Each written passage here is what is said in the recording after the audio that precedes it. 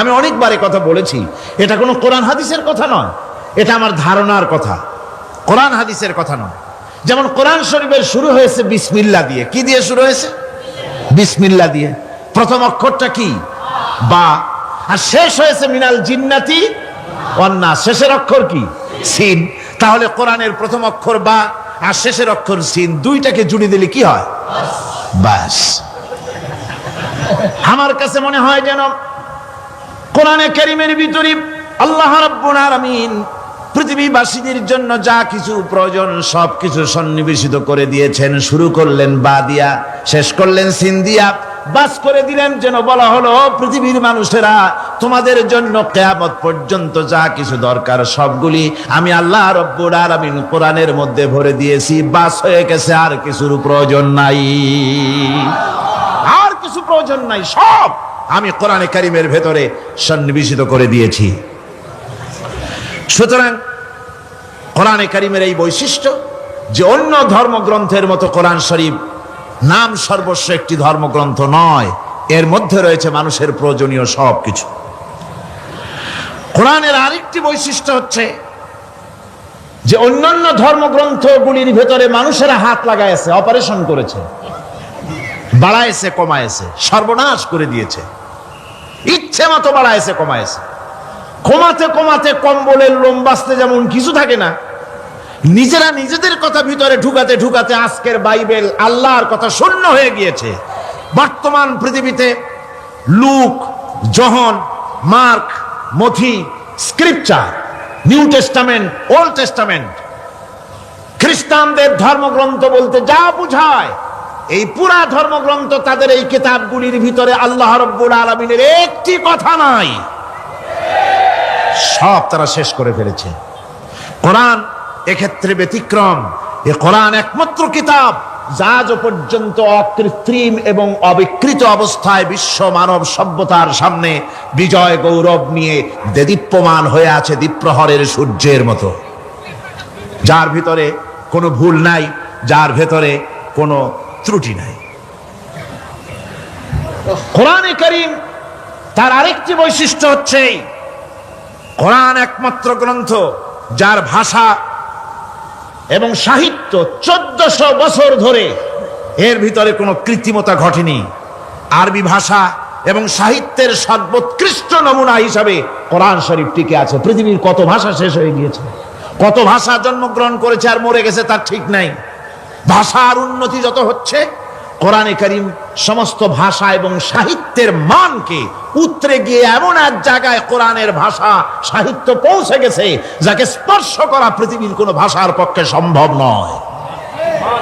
কোরআন এক জীবিত ভাষা, জীবন্ত ভাষা। কোরআন আরবি ভাষা, পৃথিবীর অন্তত 38টি দেশের রাষ্ট্রভাষা, স্টেট ল্যাঙ্গুয়েজ আরবি ভাষা। এই আরবি ভাষা আল্লাহ পাক এ কোরআন নাজিল করেছেন, এর মজা ফুরায় না, এর সাহিত্যের মান ফুরায় না। এটা হচ্ছে কোরআনে কারীমের আরেকটি বৈশিষ্ট্য। কোরআনে কারীমের অন্যান্য বৈশিষ্ট্যের ভেতরে আরেকটি বৈশিষ্ট্য হচ্ছে যে এ কোরআনে কারীম একমাত্র কিতাব যেই কিতাবের ভেতরে রয়েছে কোরআনের অনুসারী তাদের নাম এবং কোরআনের অনুসারী তাদের ধর্মের নাম গ্রন্থের ভেতরে আছে, যা অন্য কোনো কিতাবের মধ্যে নাই। সেটা হচ্ছে আমরা যে মুসলমান তা কোথায় পেলাম? আমরা যে মুসলমান এই পরিচিতি কোথায় পেলাম? হুয়া সাম্মাকুমুল মুসলিমিন, এই মুসলমান নাম আল্লাহ কোরআন শরীফে ব্যবহার করেছেন। তিনি আমাদের নাম দিয়েছেন, আমরা মুসলমান। আমরা কি মুসলমান? আমাদের নাম এই কিতাবের মধ্যে রয়েছে। আমাদের জীবন ব্যবস্থার নাম, ধর্মের নামও ইন্নাদ-দীনা ইনদাল্লাহিল ইসলাম। ইসলামের নাম, মুসলমানের নাম কোরআনে কারীমের মধ্যে রয়েছে, যা অন্য কোন ধর্মগ্রন্থের মধ্যে নাই।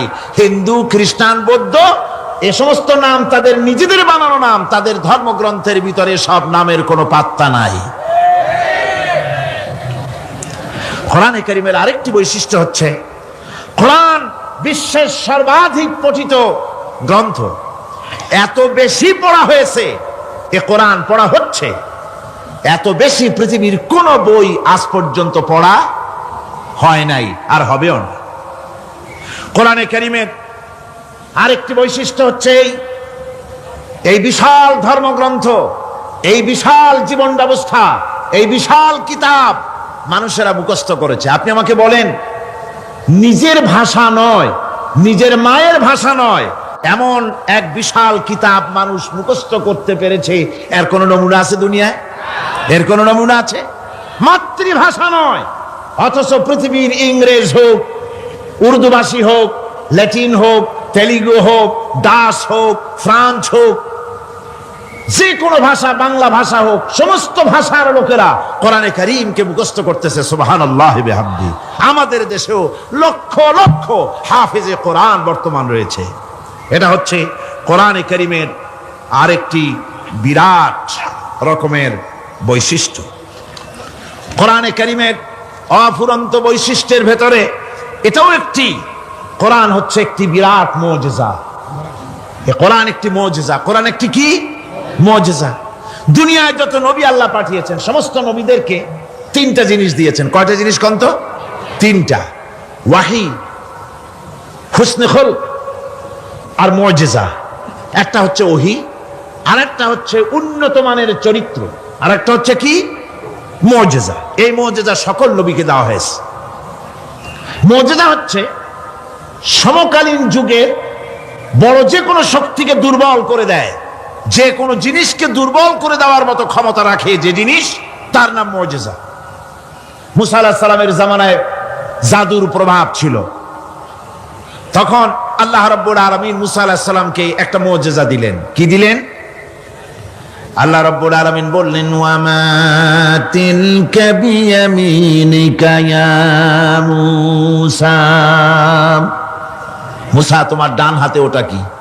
তিনি বললেন, এটি একটি লাঠি। আল্লাহ পাক বললেন, লাঠি তো ঠিকই, কিন্তু এর মধ্যে আরো এক ক্ষমতা আছে, তুমি জানো না, লাঠিকে ফেলে দাও। লাঠি ফেলে দিলেন, কি হয়ে গেল?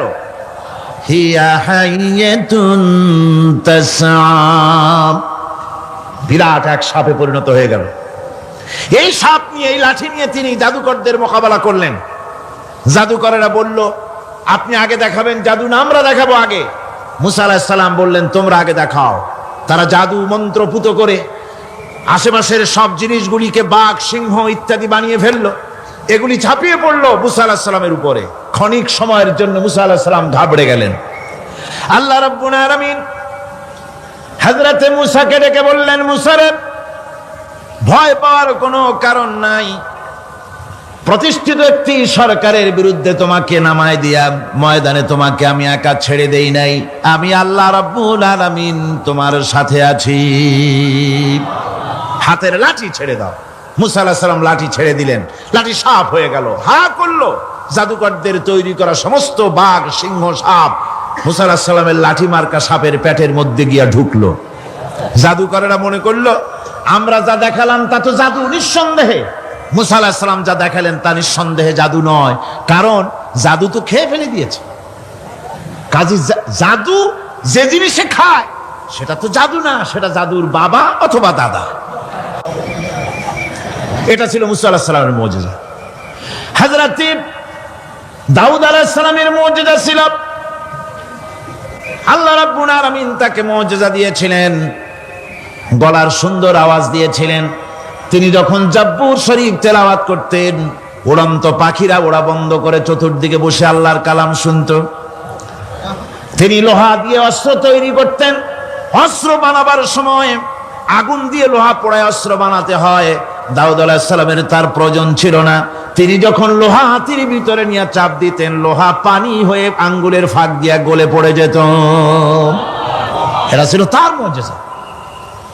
হযরত সুলাইমান, আল্লাহ রাব্বুল আলামিন তাকে মুজিজা দান করলেন। কোরআনে কারীমের ভিতরে রব্বুল আলামিন বলেন, হযরত সুলাইমান আলাইহিস সালাম সকাল বেলায় বিনা মেশিনে, বিনা ইঞ্জিনে তক্তার উপরে বসে যেতেন। তক্তা 1 মাসের পথ অতিক্রম করত। আবার সন্ধ্যা বেলায় বসতেন, এই তক্তা আর 1 মাসের পথ অতিক্রম করে যেত।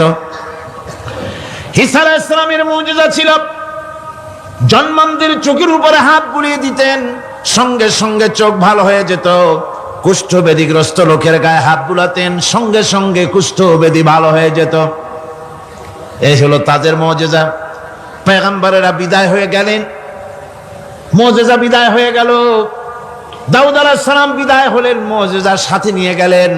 তার উম্মতেরা ওই লোহাগুলি আর কেউ গলাতে পারে নাই, আজও কেউ গলাতে পারে না, হাত দিয়া চেপে ধরে।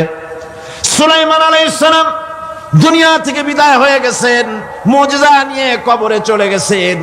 আজ আর তার অনুসারীরা অথবা দুনিয়ার কোন মানুষ বিনা ইঞ্জিনে তক্তায় বসে আর হাওয়ায় উঠতে পারবে না। মুসা আলাইহিস সালাম বিদায় হলেন, লাঠির মুজিজা চলে গেল। তার উম্মতেরা, তার অনুসারীরা কিয়ামত পর্যন্ত যদি 1000 চেষ্টা চালায়, লাঠিকে আর কোনোদিন সাপে পরিণত করতে পারবে না। ঈসা আলাইহিস সালাম আল্লাহ রাব্বুল আলামিন তাকে উঠায় নিলেন, মুজিজা তিনি সাথে নিয়ে গেলেন। আজ তার কোটি কোটি শত শত কোটি উম্মতেরা, দুনিয়া যারা তার উম্মত দাবি করে, খ্রিস্টানেরা হাজারো যদি চেষ্টা চালায়, তবুও জন্মদের চোখের উপরে হাত বুলিয়ে চোখ আর ভালো করতে পারবে না। কুষ্ঠব্যাধিগ্রস্ত লোকের গায়ে হাত বুলিয়ে কুষ্ঠব্যাধি ভালো করতে পারবে না। তার মানে হলো নবীরা যে যা যত মুজিজা পেয়েছিলেন, জীবদ্দশায় মুজিজা কাজে লেগেছে, দুনিয়া থেকে বিদায় হয়েছেন, মুজিজার সাথে নিয়ে গেছেন। কিন্তু আপনার আমার নবী, বিশ্ব নবী জনাব মুহাম্মদ রাসূলুল্লাহ সাল্লাল্লাহু আলাইহি ওয়াসাল্লামের কাছে আল্লাহ রাব্বুল আলামিন তাকে যত মুজিজা দিয়েছিলেন, 3000-এর উপরে আল্লাহর নবীর মুজিজা ঘটেছিল 23 বছরের নবুয়তের জীবনে। তার মধ্যে শ্রেষ্ঠ মুজিজা হতেছে কোরআন মাজিদ। আল্লাহর নবী বিদায় হয়ে গেলেন, মুজিজা সাথে নিয়ে যান নাই, মুজিজা রেখে গেলেন দুনিয়ায়। কিয়ামত পর্যন্ত দুনিয়াবাসী, নবীর উম্মতেরা কোরআনের মুজিজা ব্যবহার করতে পারবে। এই কোরআনে কারীম রাসূল করিম সাল্লাল্লাহু আলাইহি সাল্লামের জীবনের শ্রেষ্ঠ মুজিজা। মানুষ পাগল হয়ে গেছে কোরআন শুনে। সুতরাং এই কোরআনের বৈশিষ্ট্য সকল দিক থেকে এক অপূর্ব একটি কিতাবে পরিণত করেছে, যা মানুষকে চিরকাল বিস্ময় হতবাক করে দিয়েছে। কোরআনের আরেকটি বৈশিষ্ট্য হচ্ছে, এই কোরআন এক সময় নাজিল হয় নাই। 30 পারা কোরআন শরীফ একসাথে নাজিল হয়েছে না, কোরআন নাজিল হয়েছে আস্তে আস্তে, ধীরে ধীরে। কত বছর লাগলো? 23 বছরেরও কিছু বেশি সময় ধরে কোরআন ধীরে ধীরে রাসূল করিম সাল্লাল্লাহু আলাইহি সাল্লামের কাছে অবতীর্ণ হয়েছে। এমনটি আর কোনো কিতাব হয়নি, যা আর কোনো ধর্মগ্রন্থ যারা অন্যরা দাবি করে, এরকম হয়নি। কোরআনে কারীমের আরেকটি বৈশিষ্ট্য হচ্ছে, যখন কাগজ ছিল না, ছাপাখানা ছিল না, এমনকি টেপ রেকর্ডার ছিল না, তখনকার নাজিলকৃত কিতাব যেভাবে নাজিল হয়েছিল সেইভাবে আজ পর্যন্ত অবিকল টিকে আছে, টিকে থাকবে ইলা ইয়াউমিল কিয়ামা।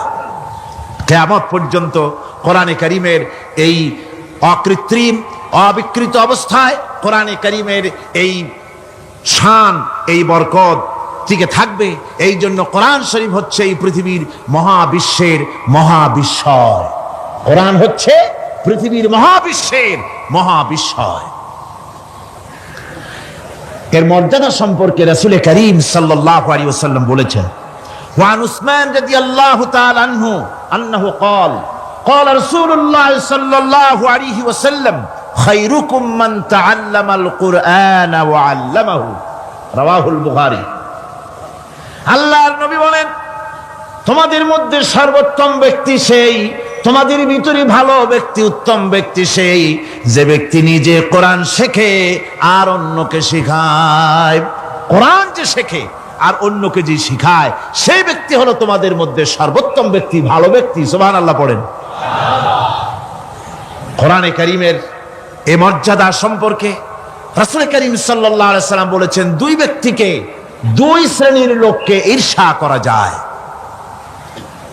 অমুকে বিরাট বাড়ি করেছে, সে বাড়ি থেকে হিংসা হয়, আমি ওরকম বাড়ি করব, অমুকের মতো নেতা হব, অমুকের মতো বড় লোক হতে হবে। পরশ্রী কাতরতা অথবা ঈর্ষা করা, এরকমের ঈর্ষা করা জায়েজ নাই। রাসূলুল্লাহ বলেছেন, দুই ব্যক্তির সঙ্গে ঈর্ষা করা যায়। আন ইবনে উমর রাদিয়াল্লাহু তাআলা আনহু আন্নাহু قال قال رسول الله صلى الله عليه وسلم লা হাসাদা ইল্লা আলাল ইসনাইন, দুই ব্যক্তি ছাড়া অন্য কারো সাথে হিংসা করা যায় না, রিস্ক করা যায় না। কোন কোন ব্যক্তি? রাজুলুন আতাহুল্লাহুল কুরআন ফাহুয়া ইয়াকুমু বিহি আনা আল-লাইলি ওয়া আনা আন-নাহার, ওই ব্যক্তির সঙ্গে ঈর্ষা করা যায়, হিংসা করা যায় যে ব্যক্তিকে আল্লাহ পাক কোরআনের ইলম দান করেছেন, সে ব্যক্তি দিন রাত কোরআন তেলাওয়াত করে, কোরআনের উপরে আমল করে, কোরআনের উপরে থাকে, মানুষকে কোরআনের দাওয়াত দেয়। ওই লোকের সাথে ঈর্ষা করা দরকার যে তার মতো হতে চায়। ওয়ারাজুলুন আতাহুল্লাহু মালান ফাহুয়া ইউনফিকু মিনহু আনা আল-লাইলি ওয়া আনা আন-নাহার, মুত্তাফাকুন আলাইহি, বুখারী মুসলিমের হাদিস। রাসূলুল্লাহ বলছেন, অন্য আরেক ব্যক্তি হচ্ছে যে ব্যক্তিকে আল্লাহ পাক মাল দিয়েছেন, সম্পদ দিয়েছেন, ওই ব্যক্তি তার মাল আর সম্পদকে দিন রাত দুহাতে আল্লাহর রাস্তায় খরচ করে, তার মতো হওয়ার জন্য তার সাথে ঈর্ষা করা যেতে পারে। আমার বন্ধুগণ, এই কোরআন হচ্ছে এমন এক কিতাব যে কোরআনকে নিয়ে যারা অগ্রসর হয় আল্লাহ তাদেরকে বাড়ায় দেন, আর কোরআনের সাথে যারা হিংসা করে, বিদ্বেষ করে, আল্লাহ তাদেরকে অধপাতিত করে দেন।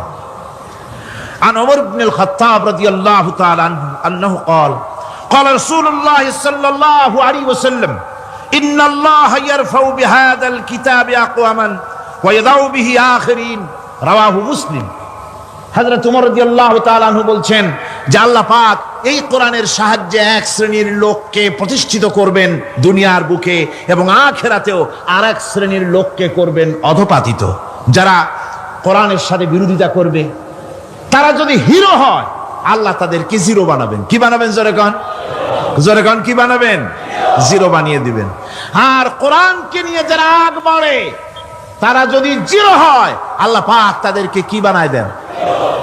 কোরআনের সাথে বিরোধিতা আজকের নতুন কিছু নয়, আবহমান কাল থেকে কোরআনের সাথে চলছে বিরোধিতা। বিশ্বকবি, কবি সম্রাট আল্লামা ইকবাল, আল্লাহ তাকে জান্নাতুল ফেরদাউস নসিব করুন, সবাই বলুন আমিন।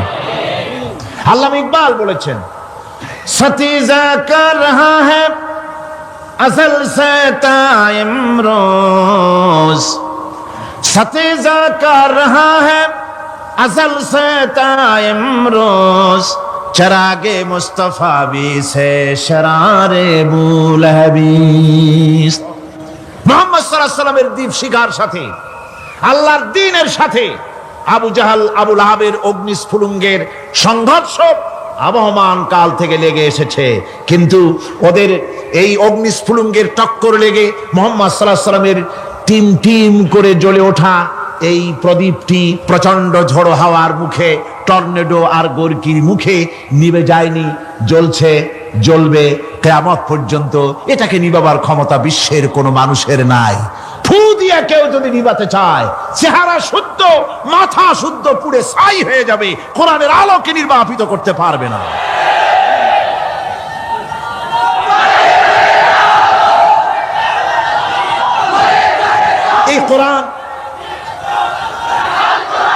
এই কোরআন যার সিনার ভিতরে থাকে, যার সিনার মধ্যে থাকে, সে হয় সমৃদ্ধ, আর যার সিনার মধ্যে থাকে না, সে হয় সবচাইতে ফকির আর এতিম। আল্লাহর নবী বলেছেন, ইন্নাল্লাযী লাইসা ফী জাওফিহি শাইউম মিনাল কুরআনি কাল বাইতিল খারিব, যেই দেহের ভিতরে কোরআন নাই, যেই দেহের ভিতরে, যেই সিনার ভিতরে কোরআন নাই, ওই মানুষটা হতেছে একটা সাড়া বাড়ির মতো, একটা উজাড় বাড়ির মতো, বিরান বাড়ির মতো। বিরান বাড়িতে কি থাকে? সাড়া বাড়িতে কি থাকে? কি কয়? না না, ভূত কিসের? খামোখাই ভয় পান আপনারা। ভূত বলে কিছু নাই। হ্যাঁ, শয়তান থাকে, জিন থাকে, তারপরে ওর মধ্যে আর কি থাকে? উতুম পেঁচা থাকে, ইঁদুর থাকে, তেলাপোকা থাকে, উই পোকা থাকে, বাঁদর থাকে, উল্লুক থাকে, সাপ থাকে। রাসূলুল্লাহর কথা দেখেন, কি সুন্দর কথা, সুবহানাল্লাহ, সুবহানাল্লাহ। যে দেহের ভিতরে কোরআন নাই, সারা বাড়িতে যা থাকে, পুরো বাড়িতে যা থাকে, বিরান বাড়িতে যা থাকে, যে দেহে কোরআন নাই, সেই দেহের মধ্যে তাই থাকে। আজ দেখুন, বাংলাদেশের শিক্ষাঙ্গনে, কলেজ, ইউনিভার্সিটি গুলিতে কোরআন পড়ানো হয় না। বলেন ঠিক কিনা? আমাদের বিশ্ববিদ্যালয়গুলিতে কোরআন পড়ানো হয়, তাফসীর পড়ানো হয়, হাদিস পড়ানো হয়? হয় না। হাদিস কোরআন আল্লাহর কালাম পড়ানো হয় না বলে অবস্থা কি হয়েছে? হাদিস থেকে মিলায় নেন। ইন্নাল্লাযী লাইসা ফি জাওফিহি শাইয়্যুম মিনাল কুরআনি কাল বাইতিল খারিব। কোরআন নাই তো সারা বাড়ি, কোরআন নাই তো কি আছে?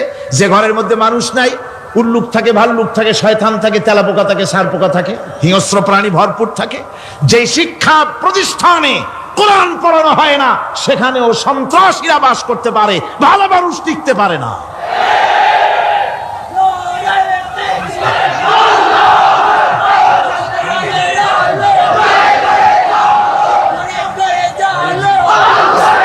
এই জন্য কোরআন যেখানে পড়া হয় না সেটা কবরের তুল্য, কোরআন যেখানে তেলাওয়াত হয় না সেটা কিসের তুল্য? কবরের তুল্য। আল্লাহর নবী বলেছেন, আনাবি হুরায়রা রাদিয়াল্লাহু তাআলা আনহু আন্নাহু ক্বাল ক্বালা রাসূলুল্লাহ সাল্লাল্লাহু আলাইহি ওয়াসাল্লাম লা তাজআলু বুয়ুতাকুম মাকাবির। রাওয়াহু মুসলিম। আল্লাহর নবী বলেন, তোমাদের ঘরগুলিকে তোমরা কবর বানায়ো না। অর্থাৎ যে ঘরের মধ্যে কোরআনে কারীম তেলাওয়াত হয় না সেটা কবরের সমতুল্য, কবরের সমতুল্য। আগে আমাদের ঘর সমূহে যখন ছোট ছিলাম তখন দেখতাম ঘরে ঘরে কোরআন তেলাওয়াত হতো, ঠিক না? প্রত্যেকটা ঘরের জানালা দিয়া সকালবেলায় আওয়াজ আসতো, আউযু বিল্লাহি মিনাশ শাইতানির রাজীম, বিসমিল্লাহির রাহমানির রহিম। তেলাওয়াতের আওয়াজ ভেসে আসতো। আজ আর এই অবস্থা নাই। আজ ভদ্রলোকের বাড়ির সামনে দিয়ে হেঁটে যাবেন, সকালবেলা কিসের তেলাওয়াত? জনমের ঘুম ঘুমায়, পাইকারি দরে ঘুমায়, ফজরের নামাজ নাই। শহরের অবস্থা, অধিকাংশ বাড়িতে ফজরের নামাজ হয় না। ডিসেন্টিনার মাধ্যমে, আগে তো শুধু বাংলাদেশের ছবি, ডিসেন্টিনার মাধ্যমে সারা পৃথিবীর শয়তানি আর বদমাশি ঘরে বসে গেলা যায়। উপকারিতা এবং অপকারিতা দুটোই আছে। নিউজ দেখা যায়, সাথে সাথে আবার নিউজের সাথে আরো বাজে কিছু দেখা যায়। এগুলো দেখতে দেখতে রাত শেষ হয়ে আসে, ঘুমায় জনমের মতো, এক ঘুমে বেলা 9টা আর 10টা। কিসের ফজরের নামাজ আর কি এর কোরআন শরীফ তেলাওয়াত করে? এরপরে উঠলো 9টা 10টার সময়, উঠে তারপরে গানের মাস্টার এসে গেছে। তখন ইতিমধ্যেই গানের মাস্টার এসে গেছেন। কি দুর্ভাগ্যজনক সত্য কথা। ইংরেজি যে টিচার পড়ান, অঙ্ক যে টিচার করান, সপ্তাহে 3 ঘন্টা পড়াবেন, বেতন 2500 টাকা। আর প্রতিদিন সকালবেলা এসে যদি কোনো মুসলমান কোন একজন মৌলভী সাহেব, হাফেজ সাহেবকে রাখেন কোরআন তেলাওয়াত করাবার জন্য, কোরআন পড়াবার জন্য সন্তানকে, প্রতিদিন আসতে হবে, প্রতিদিন 2 ঘন্টা পড়াতে হবে, আর মাসের শেষে বেতন 500 টাকা। কোরআনে কারীমের সাথে এই আচরণ বেশি হয়েছে। আমি বেশি বলে ফেলেছি। যাদের অভিজ্ঞতা আছে তারা বলছেন 200 টাকা। এরপরে অঙ্ক ইংরেজি তো কাজে লাগে, ভালো কথা। তারপরে গানের মাস্টার আসছেন, তিনি শেখাবেন কি? রবীন্দ্রসঙ্গীতের প্যানপ্যানানি, যা শুনলে পরে কানে ময়লা জমে যেতে পারে, যে গান শুনলে জীবিত মানুষ মৃত্যু হয়ে যায়। নজরুলের কথা শেখানো হবে না, তাহলে সেটা হবে সাম্প্রদায়িকতা। গানের মাস্টারকে, নাচের মাস্টারকে 10,000 টাকা, 10,000 টাকা পর্যন্ত বেতন দেওয়া হয়। এ জাতির জন্য আল্লাহর রহমত কেমনে আসবে? কি কারণে আসবে? কোরআনের সাথে এই বেয়াদবি আমরা করেছি। ঘরগুলিকে, আজকে আমাদের ঘরগুলিকে আমরা কবরস্থানে পরিণত করে দিয়েছি। কোরআন তেলাওয়াত হচ্ছে না। আমার বন্ধুগণ, কোরআন তেলাওয়াত করুন, বেশি বেশি তেলাওয়াত করুন, ঘরকে জীবিত করুন, সন্তানকে তেলাওয়াত করান, আপনি নিজেও তেলাওয়াত করেন। কোরআনে কারীম যারা তেলাওয়াত করবেন তাদের সম্পর্কে আল্লাহর নবী বলেন, মান ক্বারাআল কুরআনা ফাস্তাযহারাহু ফাহাল্লা হালালাহু ওয়া হাররামা হারামাহু আদখালাহুল্লাহুল জান্নাহ। আল্লাহর নবী বলেন, যে ব্যক্তি কোরআন শরীফ তেলাওয়াত করবে এবং কোরআনের হালাল অনুযায়ী হালালকে মেনে চলবে, হারাম অনুযায়ী হারাম থেকে ফিরে থাকবে, এরকম কোরআনের উপরে যে তেলাওয়াত করবে আর আমল করবে, আল্লাহ রাব্বুল আলামিন কিয়ামতের দিন তাকে জান্নাতের ভিতরে প্রবেশ করাবেন। শুধু বেহেশতে যাবে না, ওয়াসাফাহু ফি হাসরাতিন মিন আহলি বাইতিহি কুল্লুহুম কাদ ওয়াজাবাত লাহুন নার। নবীজি বলেন, এই কোরআনে কারীমের বরকতে কিয়ামতের দিন ওই ব্যক্তি তার রক্ত সম্পর্কিত 10 জন আত্মীয়ের ব্যাপারে সুপারিশ করার জন্য তৌফিক পাবে আল্লাহর দরবারে। এমন 10 ব্যক্তি, যেই 10 ব্যক্তির জন্য হিসাবের পরে জাহান্নাম ওয়াজিব হয়ে গিয়েছিল, এমন 10 ব্যক্তি সম্পর্কে কোরআনের তেলাওয়াতকারী আর আমলকারী আল্লাহর দরবারে সুপারিশ করার জন্য পারমিশন পাবেন। এমন নিয়ামত, সেই নিয়ামত থেকে আমরা বঞ্চিত হয়ে যাচ্ছি। আমি বলি না যে আপনারা কলেজ ইউনিভার্সিটিতে ছেলেদের পড়তে দিবেন না, আমি তা বলি না। তারা কলেজ ইউনিভার্সিটিতে বিলক্ষণ পড়াশোনা করুক, কিন্তু তাদেরকে কোরআন শরীফ শিখান।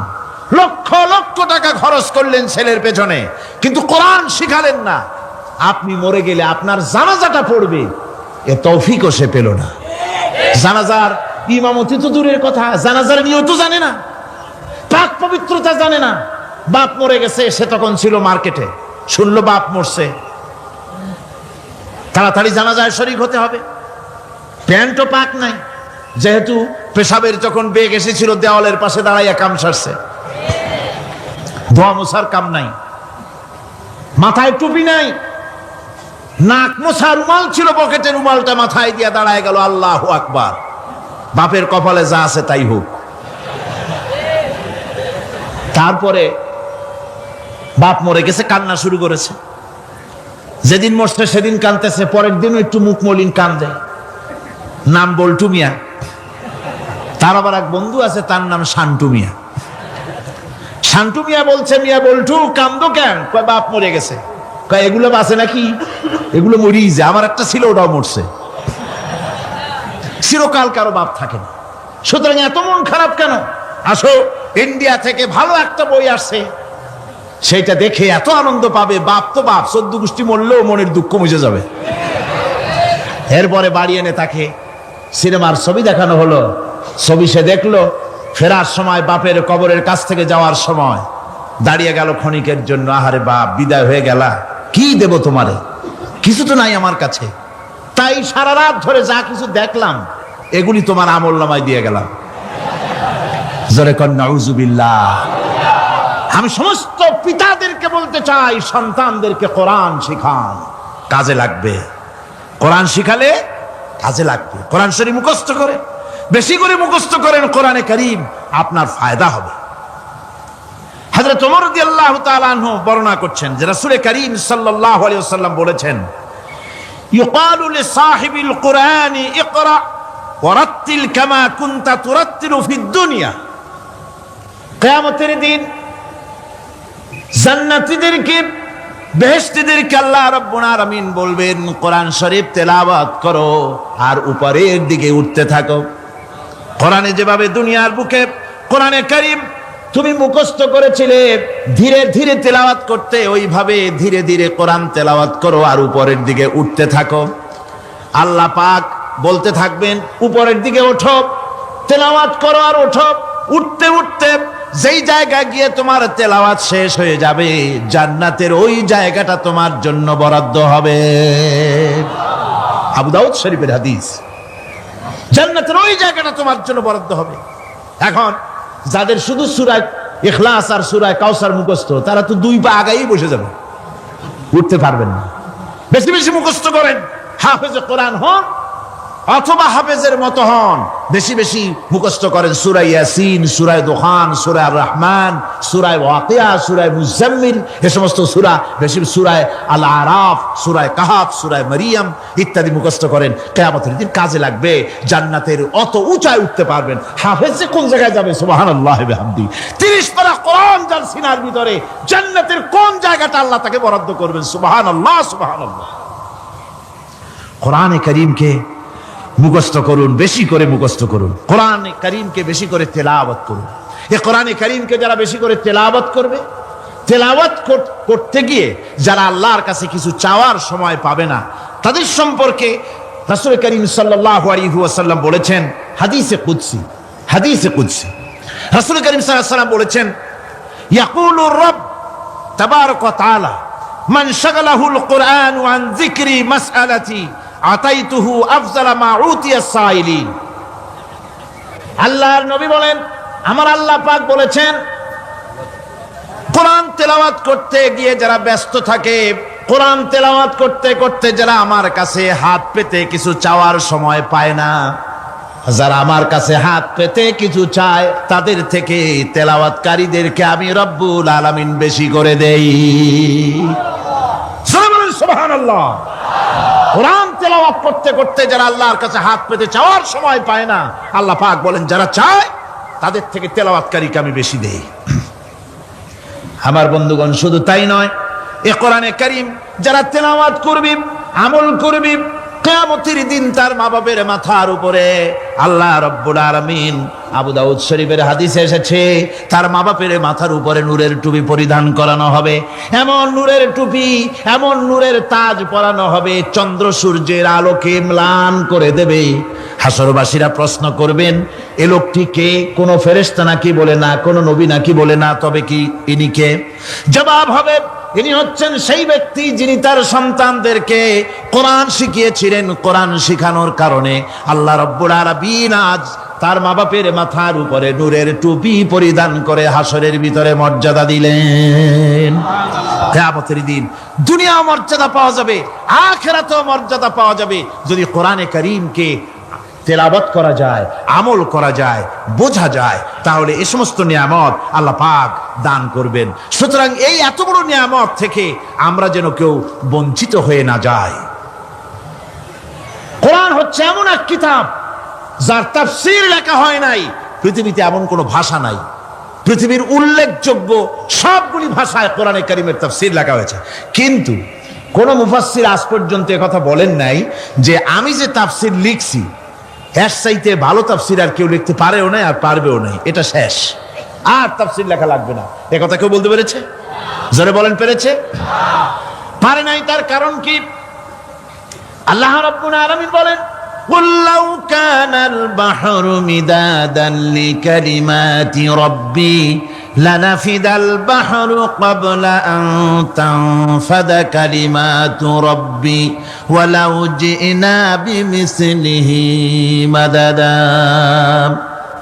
আল্লাহ পাক বলেন, নবী আপনি বলুন, আমার রবের কথাগুলি লেখার জন্য যদি সমুদ্রের পানিগুলি, সমুদ্রের সমস্ত পানিগুলি যদি কালিতে পরিণত হয়ে যায়, আর আমার রবের কথাগুলি যদি লেখা শুরু হয়ে যায়, আমার রবের কথাগুলি লেখার পূর্বে সমস্ত সমুদ্রের পানিগুলি শেষ হয়ে যাবে।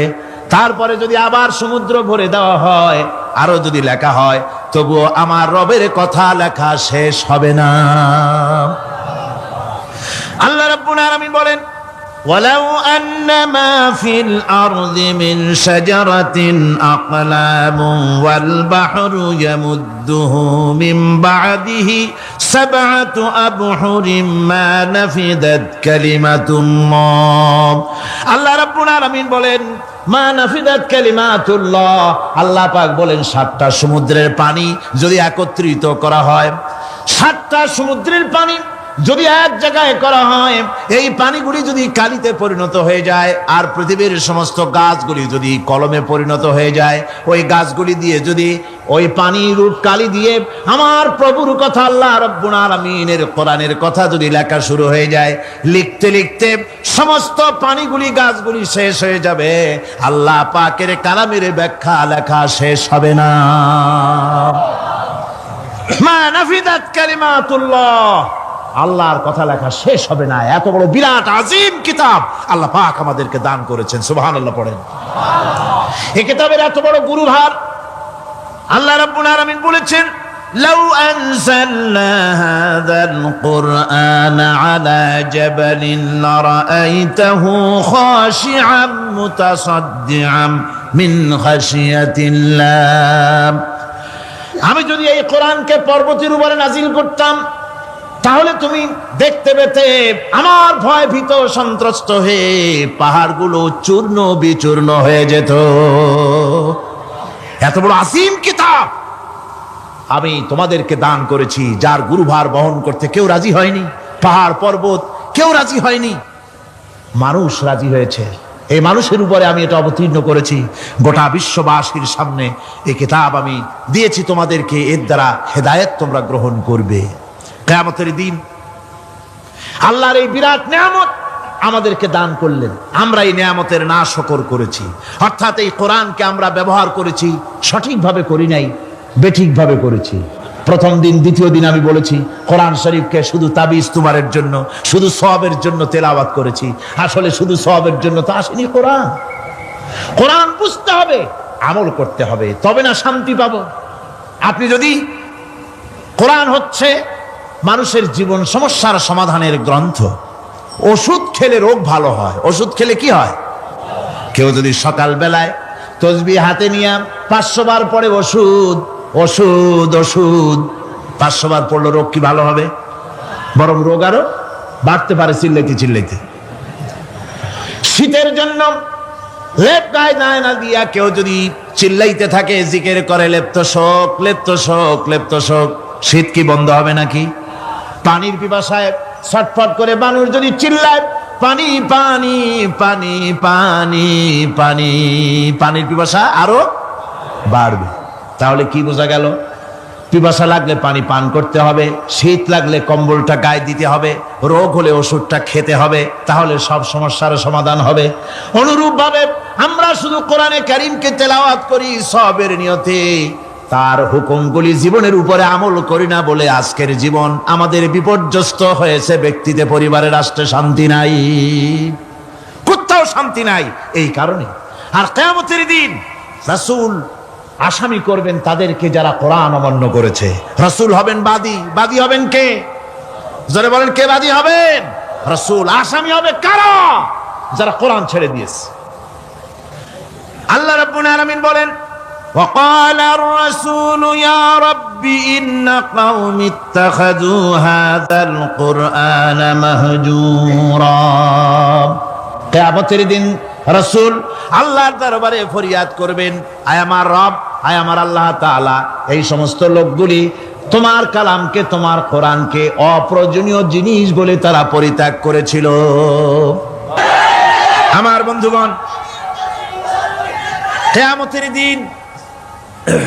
কিয়ামতের দিন যখন এরা উপস্থিত হবে আল্লাহর দরবারে, আল্লাহ রাব্বুল আলামিন কোরআনের সাথে যারা ঠাট্টা করেছে, বিদ্রুপ করেছে, কোরআনের আইনকে নিয়ে যারা ঠাট্টা বিদ্রুপ মজাক উড়াইছে, কিয়ামতের দিন তাদেরকে বলা হবে ওয়াকিলাল ইয়াউমা নানসাকুম কামা নাসিতুম লিকা ইয়াউমিকুম হাযা। কিয়ামতের দিন আল্লাহ রাব্বুল আলামিন কোরআনের ঠাট্টাকারী, কোরআনের বিদ্রুপকারী, কোরআনের আইনের অমান্যকারীদেরকে বলবেন আমি আজকে তোমাদের ভুলে গেলাম, যেমন করে তোমরা এই দিনে আমার সঙ্গে সাক্ষাৎকারের কথা ভুলে গিয়েছিলে। তোমরা যেমন আমার আজকের এই কিয়ামতের দিনের কথা যারা ভুলে গিয়েছিলে, আজকে আমিও তোমাদেরকে ভুলে গেলাম। এরপরে কি হবে? ওয়ামাওয়াকুমুন নার ওয়ামা লাকুম মিন নাসিরিন। আল্লাহ পাক বলেন এরপরে এদের জায়গা হবে জাহান্নাম, আর এদের সাহায্যকারীও কেউ থাকবে না, জাহান্নামে চিরকাল থাকতে হবে। এটা এই জন্য যে তারা আল্লাহর কোরআনের সঙ্গে ঠাট্টা করেছে, বিদ্রুপ করেছে, কোরআনের আইন মানে নাই, কোরআনের আইনকে অমান্য করে চলেছে। এই জন্য কিয়ামতের দিন আল্লাহ রাব্বুল আলামিন তাদেরকে শাস্তি প্রদান করবেন। কোরআন পৃথিবীর বুকে আল্লাহ নাজিল করেছেন, শুধু তেলাওয়াত করবেন ঝুলে ঝুলে, এজন্য নয়। কি জন্য নাজিল হলো? এবার উদ্দেশ্য শুনুন। আল্লাহ পাক বলেন আর রহমান আল্লামাল কোরআন। আল্লাহ রাব্বুল আলামিন তিনি হলেন এমন দয়াবান, এমন রহমান, যিনি কোরআন শিখালেন। কি কারণে শিখালেন? কোরআন নাজিলের উদ্দেশ্য কি? আল্লাহ পাক বলেন ইন্না আনজালনা ইলাইকাল কিতাবা বিল হাক্কি লিতাহকুমা বাইনান নাসি বিমা আরাকাল্লাহ। আল্লাহ পাক বলেন এই কিতাব আমি আপনার প্রতি অবতীর্ণ করেছি এই জন্যে যাতে করে আপনি আল্লাহর প্রদর্শিত এই বিধান অনুযায়ী মানুষের উপরে বিচার ফয়সালা করতে পারেন। মানুষের উপরে আইন চলবে আল্লাহ। কার আইন? জোরে বলেন, কার আইন? আলা লাহুল খালক ওয়াল আমর, সৃষ্টি যার, আইন চলবে কার? আল্লাহ পাক বলেন এই জন্য নাজিল করলাম, কোরআন নাজিল করেছি যাতে করে কোরআনের আইন দিয়ে বিচার ফয়সালা করতে পারেন, সেই জন্যই কোরআন নাজিল করলাম। আসলে আল্লাহর নবীর এই পৃথিবীতে আগমনের উদ্দেশ্য ওটাই ছিল। হুয়াল্লাযী আরসালা রাসূলাহু বিল হুদা ওয়া দীনিল হক লিইয়ুযহিরাহু আলাদ-দীনি কুল্লিহি ওয়া কাফা বিল্লাহি শাহীদা। আল্লাহ রাব্বুল আলামিন বলেন, আমি আমার রাসূলকে দ্বীনে হক, সত্যের বিধান সহকারে দুনিয়ায় প্রেরণ করেছি। লিইয়ুযহিরাহু আলাদ-দীনি কুল্লিহি, আয় লিইয়ুগলিবাহু আলা সাইরিল আদিয়ান, সমস্ত আদিয়ানে বাতিলের উপরে আমার দিনকে বিজয়ী করে দেওয়ার জন্য আমি রাসূলের কাছে কিতাব সহকারে তাকে অবতীর্ণ করেছি। এ দায়িত্ব শুধু মুহাম্মদ সাল্লাল্লাহু আলাইহি ওয়াসাল্লামের ছিল না, দুনিয়ার উপরে আল্লাহর দিন কায়েম করা, আল্লাহর বিধান অনুযায়ী মানুষের বিচার ফয়সালার দায়িত্ব শুধু মুহাম্মদ সাল্লাল্লাহু আলাইহি ওয়াসাল্লামের ছিল না, সমস্ত নবীদের ছিল। কাদের ছিল? সব নবীদের ছিল। فبعث الله النبيين مبشرين منذرين وأنزل معهم الكتاب بالحق ليحكم بين الناس। আল্লাহ পাক বলেন সমস্ত নবীদের কাছে আমি কিতাব অবতীর্ণ করেছি এই জন্য যে তারা সহজ এবং সোজা পথে যারা চলতে চায় তাদেরকে তিনি সুসংবাদ দিবেন, আর বাঁকা পথে যারা চলবে তাদেরকে তিনি জাহান্নামের ভীতি প্রদর্শন করবেন। আর আমি তার উপরে যে কিতাব অবতীর্ণ করেছি এই কিতাব দিয়ে জনগণের উপরে বিচার ফয়সালা করবে, আইন চলবে আল্লাহর কিতাব দিয়ে। আইন চলবে কি দিয়ে? আল্লাহর কিতাব দিয়ে। আল্লাহর কিতাব অনুযায়ী জনগণকে পরিচালিত করবেন, এই জন্য আমি এই কোরআনকে নাজিল করেছি, অতীতেও এই কিতাবগুলি নাজিল করেছি। কুল ইয়া আইয়ুহান নাসু ক্বাদ জাআকুমুল হাক্কু মির রাব্বিকুম। আল্লাহ পাক বলেন নবী আপনি বলে দেন, আপনি বলুন হে মানব সকল, আল্লাহর পক্ষ থেকে তোমাদের জন্য মহাসত্য এসেছে, এই মহাসত্য যদি অনুসরণ করো তোমাদের জন্য কল্যাণকর হবে। ওমান দাল্লা ফাইন্নামা ইয়াদুল্লু আলাইহা, আর যদি কোরআনকে অমান্য করো, আল্লাহর কিতাবকে অমান্য করো, তাহলে তোমাদের জন্য অকল্যাণ হবে। আজ আপনারা বলেন আল্লাহর কিতাবের আইন কি আমাদের দেশে চলে? কোরআনের আইন কি চলে? চলে না। কোরআনের আইন চলে না। আমরা কি খুব শান্তিতে আছি? খুব আরামে আছি? শ্রমিকরা তাদের শ্রমের মূল্য পায়, কৃষক তার উৎপাদিত পণ্যের সঠিক দাম পায়, নারী তার সতীত্বের মর্যাদা পায়, জনগণ কি আরামে ঘুমাতে পারে? না, জনগণ রীতিমতো দুবেলা পেট পুরে সমস্ত জনগণ খেতে পারে। এর একমাত্র কারণ হচ্ছে কোরআনের আইনকে অমান্য করা হয়েছে। ভালো করে কান পেতে শুনুন, আল্লাহ রাব্বুল আলামিন কোরআনে কারীমের মধ্যে পরিষ্কার করে বলেছেন, ওয়ামান লাম ইয়াহকুম বিমা আনজালাল্লাহু ফাউলাইকা হুমুল কাফিরুন। যারা নাকি আমার দেওয়া বিধান অনুযায়ী, কোরআন অনুযায়ী যারা বিচার ফয়সালা করে না, ফাউলাইকা হুমুল কাফিরুন, ফাউলাইকা হুমুজ জালিমুন, ফাউলাইকা হুমুল ফাসিকুন। যারা আমার দেওয়া বিধান অনুযায়ী বিচার ফয়সালা করে না তারা কাফির, তারা জালিম, তারা ফাসিক। সুতরাং এর ভিতরে এই জুলমের মধ্যে জালিমদের অন্তর্গত, ফাসিকদের অন্তর্গত হয়ে বাংলাদেশের বহু মুসলমান, পৃথিবীর বহু এলাকার মুসলমান এর মধ্যে লিপ্ত হয়ে আছে। কোরআনের আইন চালু না করলে পরে, কোরআনের আইন না মানলে পরে জালিম হতে হবে, কাফির হতে হবে, ফাসিক হতে হবে। অর্থাৎ যতখানি না মানবেন ততখানি এই বিশেষণে বিভূষিত হতে হবে। এক শ্রেণীর লোক আছে যারা বলে বেড়ান ধর্ম আর রাজনীতি আলাদা। বলেন কিনা? কর জোরে বলেন, বলে কিনা? ধর্ম আর রাজনীতি আলাদা। তারা বলেন আমরা ধর্ম নিরপেক্ষ থাকতে চাই। তারা কি থাকতে চায়? ধর্ম নিরপেক্ষ থাকতে চায়। কোরআনে কারিমে এই ধর্ম নিরপেক্ষবাদীদের ব্যাপারে কোরআন কি বলছে শুনুন। আল্লাহ রাব্বুল আলামিন বলেন, আলাম তারা ইলাল্লাযীনা ইয়াজউমুনা আন্নাহুম আমানু বিমা উনজিলা ইলাইকা ওয়া মা উনজিলা মিন ক্বাবলিক। আল্লাহ পাক বলেন, হে নবী, তুমি কি সেই সব লোকদেরকে দেখেছ যারা দাবি তো করে যে আমরা আল্লাহর উপর ঈমান এনেছি আর এই কিতাবের উপর ঈমান এনেছি, এর পূর্বে যত কিতাব নাজিল হয়েছে সেসব কিতাবের উপরেও ঈমান এনেছি। ধর্মনিরপেক্ষবাদীরা তারা তো বলে না যে আল্লাহ মানি না, কোরআন মানি না, একথা বলে না, ওটা বলে না। কি বলে? সেই বলা কথাটাই আল্লাহ এখানে অনেক আগে বলে রেখেছেন।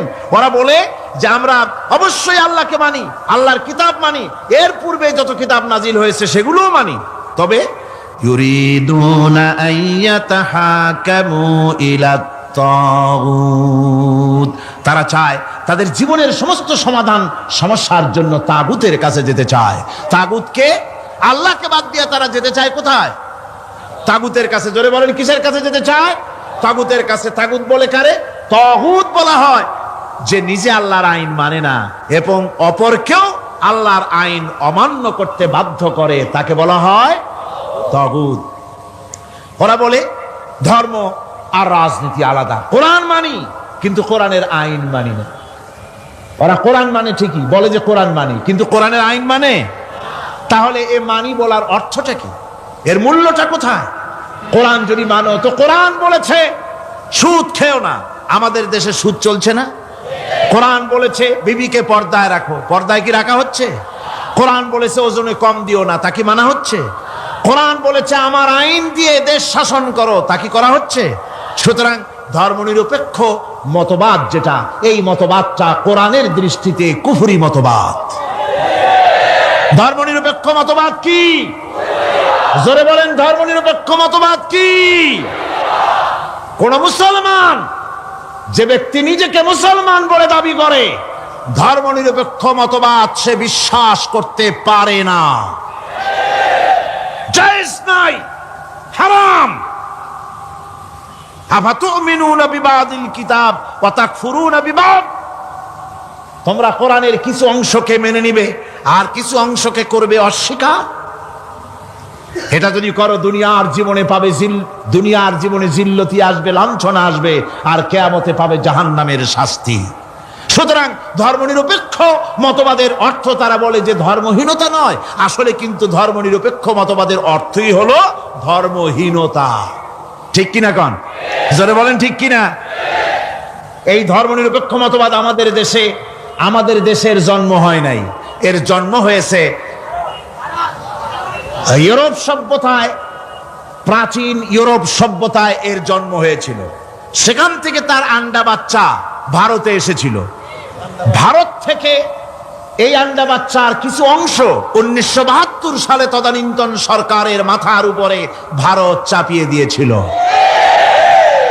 সেই ধর্মনিরপেক্ষ মতবাদ 1972 সনের সংবিধানে লেখা হলো, কিন্তু 1982 সনে যখন সংবিধান আবার অ্যামেন্ডমেন্ট করা হলো, তখন ধর্মনিরপেক্ষতার কপালে ঝাঁটা মেরে বিদায় করা হয়েছে। বাংলাদেশে ধর্মনিরপেক্ষ মতবাদ চলতে পারে না। ধর্মনিরপেক্ষ মতবাদের কথা আমাদের দেশে তারাই বলে যারা 72 সনে ক্ষমতায় ছিলেন। তারা ধর্মের সাথে কি ব্যবহার করেছেন আমরা ভুলে যাই নাই, আপনারা ভুলে গেছেন। 1972 সনে দেশের সমস্ত বিশ্ববিদ্যালয়ের মনোগ্রাম থেকে ইকরা বিস্মি রাব্বিকাল্লাযী খালাক রাব্বি জিদনি ইলমা, কোরআনে কারীমের এই আয়াতকে বিদায় করে দেওয়া হয়েছিল। শাসনতন্ত্রের শিরোনামে বিসমিল্লাহকে গ্রহণ করা হয় নাই। শুধু তাই নয়, কোরআনে কারীম যেখানে তেলাওয়াত করা হয়, তখনকার সময় রেডিওতে, টেলিভিশনে, ওই 72 থেকে 3 বছর, এবং এখনো সেই দলটি মিটিং করতে গিয়ে, কোনো জায়গায় কিছু করতে গিয়ে, আগে কোরআন শরীফ, তারপরে গীতা, তারপরে বাইবেল, এগুলি হচ্ছে মুনাফিকের লক্ষণ। কিসের লক্ষণ? যেখানে যেই টেবিলে, যেই মঞ্চে কোরআন তেলাওয়াত হয়, বাইবেল গীতা পড়া হারাম, পড়া হতে পারে না। কোরআনের চাইতে শ্রেষ্ঠ কিতাব আল্লাহর দুনিয়া আছে? সমস্ত কিতাবকে রদ করেছে কোরআন। হযরত ওমর রাদিয়াল্লাহু তাআলা রাসূল করিম সাল্লাল্লাহু আলাইহি ওয়াসাল্লামের কাছে গিয়ে তাওরাতের একটা পাতা পড়তেছিলেন। হযরত আবু বকর রাদিয়াল্লাহু তাআলা সেখানে চলে এলেন।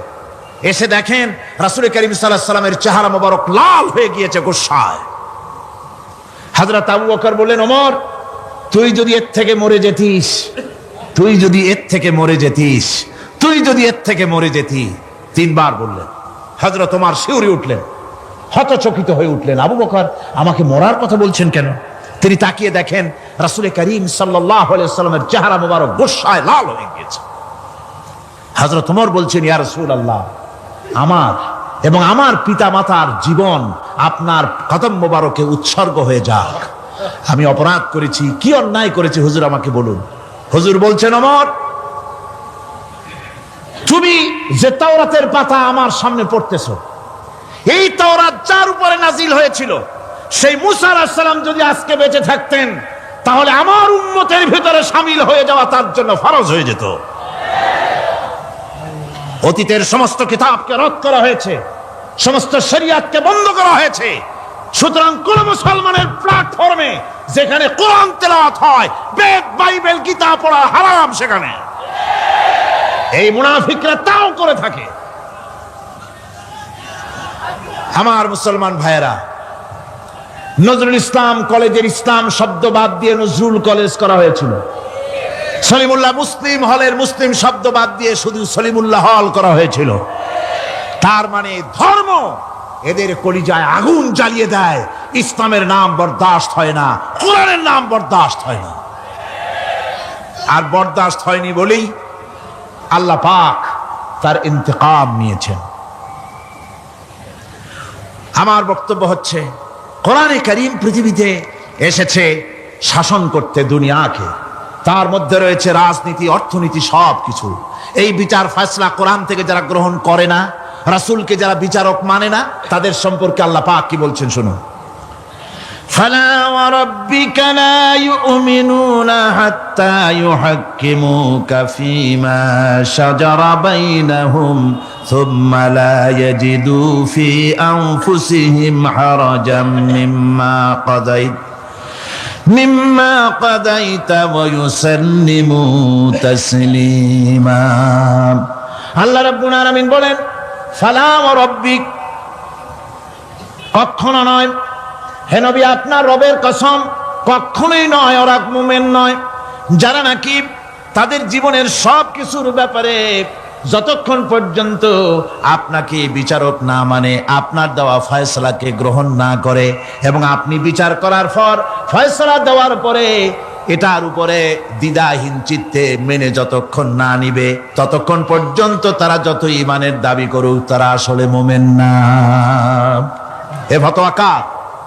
এ ফতোয়া কার? আল্লাহ রাব্বুল আলামিনের ফতোয়া। কখনো মুমিন হতে পারবে না যারা রাসূলুল্লাহকে ফয়সালাকারী হিসেবে গ্রহণ না করবে, কোরআনকে সংবিধানের উৎস হিসেবে গ্রহণ না করবে। কোরআন এসেছে আইনের কিতাব হিসেবে পৃথিবীর মানুষকে পরিচালিত করার জন্য। আজ এই কোরআনের আইন যারা মানে সেখানে শান্তি পায়, কোরআন যেখানে মানে না সেখানে শান্তি হয় না। আল্লাহ পাক পরিষ্কার বলেছেন, কোরআনের আইন মেনে চলো। আর যারা এই কোরআনকে অমান্য করবে তাদের শাস্তি কি হবে? আল্লাহ পাক বলেন, আল্লাযীনা কাযযাবু বিল কিতাবি ওয়া বিমা আরসালনা বিহি রুসুলানা ফাসাউফা ইয়ামালুন। আল্লাহ পাক বলেন, আমি যে কিতাব নাজিল করেছি, এই কিতাবকে যারা মিথ্যা মনে করে, কিতাবকে যারা অস্বীকার করে, কোরআনের আইন যারা মানে না, আমি যে রসুলের উপরে যা নাজিল করেছি সেগুলির উপরে যারা ঈমান আনে না, এগুলিকে যারা মানে না, তাদের জন্য এর পরিণতি তারা খুব শীঘ্রই টের পাবে। খুব শীঘ্রই তাদেরকে পরিণতি দেওয়া হবে। কিয়ামতের দিন তাদেরকে আল্লাহ রাব্বুল আলামিন জাহান্নামে প্রবেশ করাবেন। কোরআনের অমান্যকারীদের জায়গা কোথায় হবে? কোথায় হবে তাদের জায়গা? জাহান্নামের ভিতরে হবে। সুতরাং আমরা কোথায় যেতে চাই? জাহান্নামে না জান্নাতে? বেহেশতে যদি যেতে চাই, দুনিয়ায় যদি শান্তি চাই এবং আখিরাতে যদি মুক্তি পেতে চাই, তাহলে আমাদেরকে কোরআনের আইনকে মানতে হবে। কিসের আইন মানা লাগবে? কোরআনের আইন মানতে হবে। কোরআনে কারীমের নাজিল হলো। আল্লাহ পাক যে কোরআন আমাদের শিখালেন, আর রহমান আল্লামাল কোরআন, যে কোরআন তিনি আমাদের শিখালেন, এই কোরআন নাজিলের পদ্ধতি ছিল মদিনা এবং মক্কা। রাসূলের মক্কি জিন্দেগিতে কিছু নাজিল হয়েছে, আর মদনী জিন্দেগিতে নাজিল হয়েছে কিছু। মক্কা শরীফে যেগুলি নাজিল হয়েছে সে সূরাগুলো ছিল তাওহীদ, রিসালাত এবং আখিরাতের উপরে নির্ভর করে। আর মদনী সূরা যেগুলি ছিল সেগুলি ফৌজদারি দণ্ডবিধি, উত্তরাধিকারী আইন, তারপরে যাকাত, ওসর, যুদ্ধ, সন্ধি, বন্দি, এরপরে রয়েছে স্বরাষ্ট্রনীতি, পররাষ্ট্রনীতি, অর্থনীতি, জীবন পরিচালনার সমস্ত বিধি আর ব্যবস্থা মদনী জিন্দেগির সূরাগুলিতে, অবতীর্ণ সূরাগুলিতে আল্লাহ রাব্বুল আলামিন নাজিল করেছেন। কোরআন শরীফ মানুষের সকল সমস্যার সমাধান দিয়েছে। এখানে আমি এখন তার কিছু নমুনা পেশ করছি আপনাদের সামনে, আপনাদের বোঝার জন্য যে কোরআন। অনেকে বলে যে কোরআনের তাফসীরের ভেতরে রাজনীতির আলোচনা হয়। রাজনীতি সেইটুক করি যেটুকুন আল্লাহ কোরআনে করেছেন।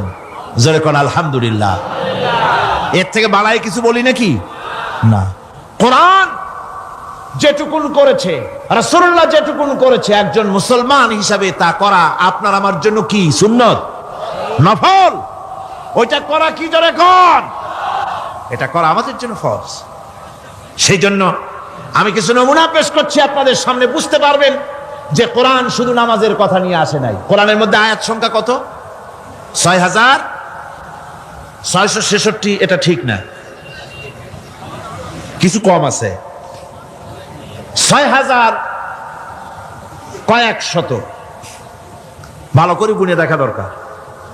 তো এই যে আয়াতে কারিমা যেগুলি রয়েছে, এর মধ্যে মাত্র 500 আয়াত হচ্ছে হুকমে শরঈ। ভালো করে শুনুন, 500 আয়াত আদেশ এবং নিষেধ জাতীয়। এটা করো, ওটা করো না, এটা হালাল, ওটা হারাম। এ হলো 500। তো এই যদি 500 হয় তাহলে বাকি 6000 কি? বাকি 6000 ইতিহাস, দর্শন, বিজ্ঞান, রাজনীতি, অর্থনীতি, সমাজনীতি, উত্তরাধিকারী আইন, পররাষ্ট্রনীতি, স্বরাষ্ট্রনীতি, মানুষের জীবনে যা দরকার, ইহকাল, পরকাল, কবর, হাসর, মিজান, সিরাত, জান্নাত, জাহান্নাম, এসব কিছু আল্লাহ পাক বাকি হাজার হাজার আয়াতের মধ্যে বলেছেন। তো 500 আয়াতের পরিচিতি আমাদের জানা আছে, নামাজ, রোজা, হজ, যাকাত, হালাল, বৈধ, অবৈধ ইত্যাদি সম্পর্কে। কিন্তু বাকি আয়াতগুলিতে আমাদের জীবন পরিচালনার ব্যাপারে আল্লাহ পাকের কথা শুনুন, কিভাবে এ কথাগুলি আল্লাহ পাক আমাদের বলছেন। বিচার পদ্ধতি সম্পর্কে শুনুন। কোরআন যে বিচার পদ্ধতি আমাদেরকে দিয়েছেন, নিরঙ্কুশ ন্যায় বিচারের কথা কোরআন বলেছে। কোরআন বলেছে বিচার হতে হবে কি ধরনের? ওয়াইদা হাকামতুম বাইনান নাসি আন তাহকুমু বিল আদল। কোরআন শরীফ বলেছে তোমরা যখন লোকদের মাঝে বিচার ফয়সালা করবে তখন অবশ্যই সুবিচার করবে, জাস্টিস, ন্যায় বিচার করবে। এই ন্যায় বিচার করতে গিয়ে তোমার সামনে যদি বিজাতীয় কোনো লোক আসামি হয়ে দাঁড়ায়, অমুসলিম, তখন বিচারটা কিভাবে করবে? কোরআনে কারীম বলছে ওয়ালা ইয়াজরিমান্নাকুম শানাআনু কওমিন আলা আল্লা তা'দিলু। কোন বিশেষ শ্রেণীর বিচার কাজ করতে গিয়ে, কোন বিশেষ শ্রেণী বা জাতির বিচার কার্য পরিচালনা করতে গিয়ে তাদের প্রতি বিদ্বেষ যেন তাদেরকে, তুমি যেন জুলুম করে না বসো, তখন যেন তুমি ইনসাফ করতে পারো, তাদের উপরে জুলুম করবে না। সে যদি তোমার জাতের লোক না হয়, বিচার করতেছে, তুমি বিচারক হিসাবে সঠিক বিচার করবে, বিচারের মানদণ্ডকে কখনো হেলাদোলা করবে না, ভালো সুবিচার করবে। এটা হচ্ছে কোরআনে কারীমের কথা। আর আত্মীয় স্বজনের বিচার সম্পর্কে বলা হচ্ছে যে তোমরা বিচার নিয়ে, সুবিচার নিয়ে তোমরা দাঁড়াও, দণ্ডায়মান হও। সুবিচার নিয়ে মুসলমানেরা তোমরা যখন বিচার করবে, তখন এই বিচার করতে গিয়ে ওয়ালাউ আলা আনফুসিকুম আবিল ওয়ালিদাইনে ওয়াল আকরাবিন, সে যদি তোমার নিজের বিরুদ্ধেও যায় বিচার, তা যদি তোমার সন্তান সন্ততি, ভাই ব্রাদার, মা বাপ ইত্যাদির বিরুদ্ধেও যদি চলে যায়, ইয়াকুন গানিয়ান আও ফাকিরান, যদি সে গরিব হয়, যদি সে ধনীও হয়, বিচারের বেলায় কোনো রকম তারতম্য করবে না, আপন হোক পর হোক, বিচার করতে হবে সঠিক। এটা কার কথা? আল্লাহর। জোরে বলেন, কার কথা? পৃথিবীর কোন ধর্মগ্রন্থ কথা বলেছে? পৃথিবীর কোন জাতি কথা বলেছে? কোরআন বলেছে এই সুবিচারের কথা। সুবিচার করতে হবে, বিচারের বেলায় খবরদার আপন পর এবং কোন ধর্মের লোক এই চিন্তা করতে যেও না। কোরআনে কারিমের রয়েছে, কোরআনে কারিমের মধ্যে রয়েছে ফৌজদারি দণ্ডবিধি, জুডিশিয়াল ল, ফৌজদারি দণ্ডবিধি। এখানে একটা কথা বলে নিতে হয়, আল্লাহর আইন, মূল কথাটা কি? আল্লাহর আইন। আল্লাহর আইনের কথা শোনা মাত্রই এক শ্রেণীর লোকেরা মনে করে আল্লাহর আইন মানেই হলো হাত কাটা, আল্লাহর আইনের অর্থই হলো গলা কাটা, আল্লাহর আইনের অর্থই হলো দৌড়া মারা। এটা একটা বাজে কথা। আল্লাহ পাকের আল্লাহ কি এইরকম একটা বদমেজাজি দারোগার মতো আল্লাহ, যে মানুষ পাইলেই খালি পিটাবে আর হাত কাটবে? একটা কথা হইল?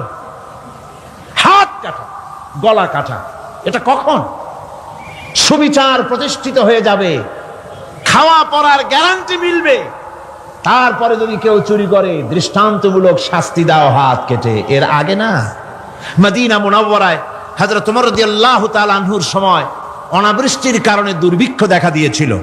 তখন হযরত ওমর জাস্টিসদেরকে, ম্যাজিস্ট্রেটদেরকে ডেকে পরিষ্কারভাবে এলান করে দিয়েছিলেন, এখন যদি কোনো চোর ধরা পড়ে, এই দুর্ভিক্ষ চলাকালীন কোন চোর যদি ধরা পড়ে আর প্রমাণিত হয় পেটের জ্বালায় চুরি করেছে, খবরদার তার হাতকে তোমরা কাটবে না, খবরদার হাত কাটবে না। ইসলাম তো আগে পেটে দেয়। আগে কোথায় দেয়? পেটে, তারপরে দেয় পিঠে, আগে দেয় না। মানুষের খাওয়া পড়া, শিক্ষা, চিকিৎসা, বাসস্থান সবটার গ্যারান্টি দেওয়া হয়।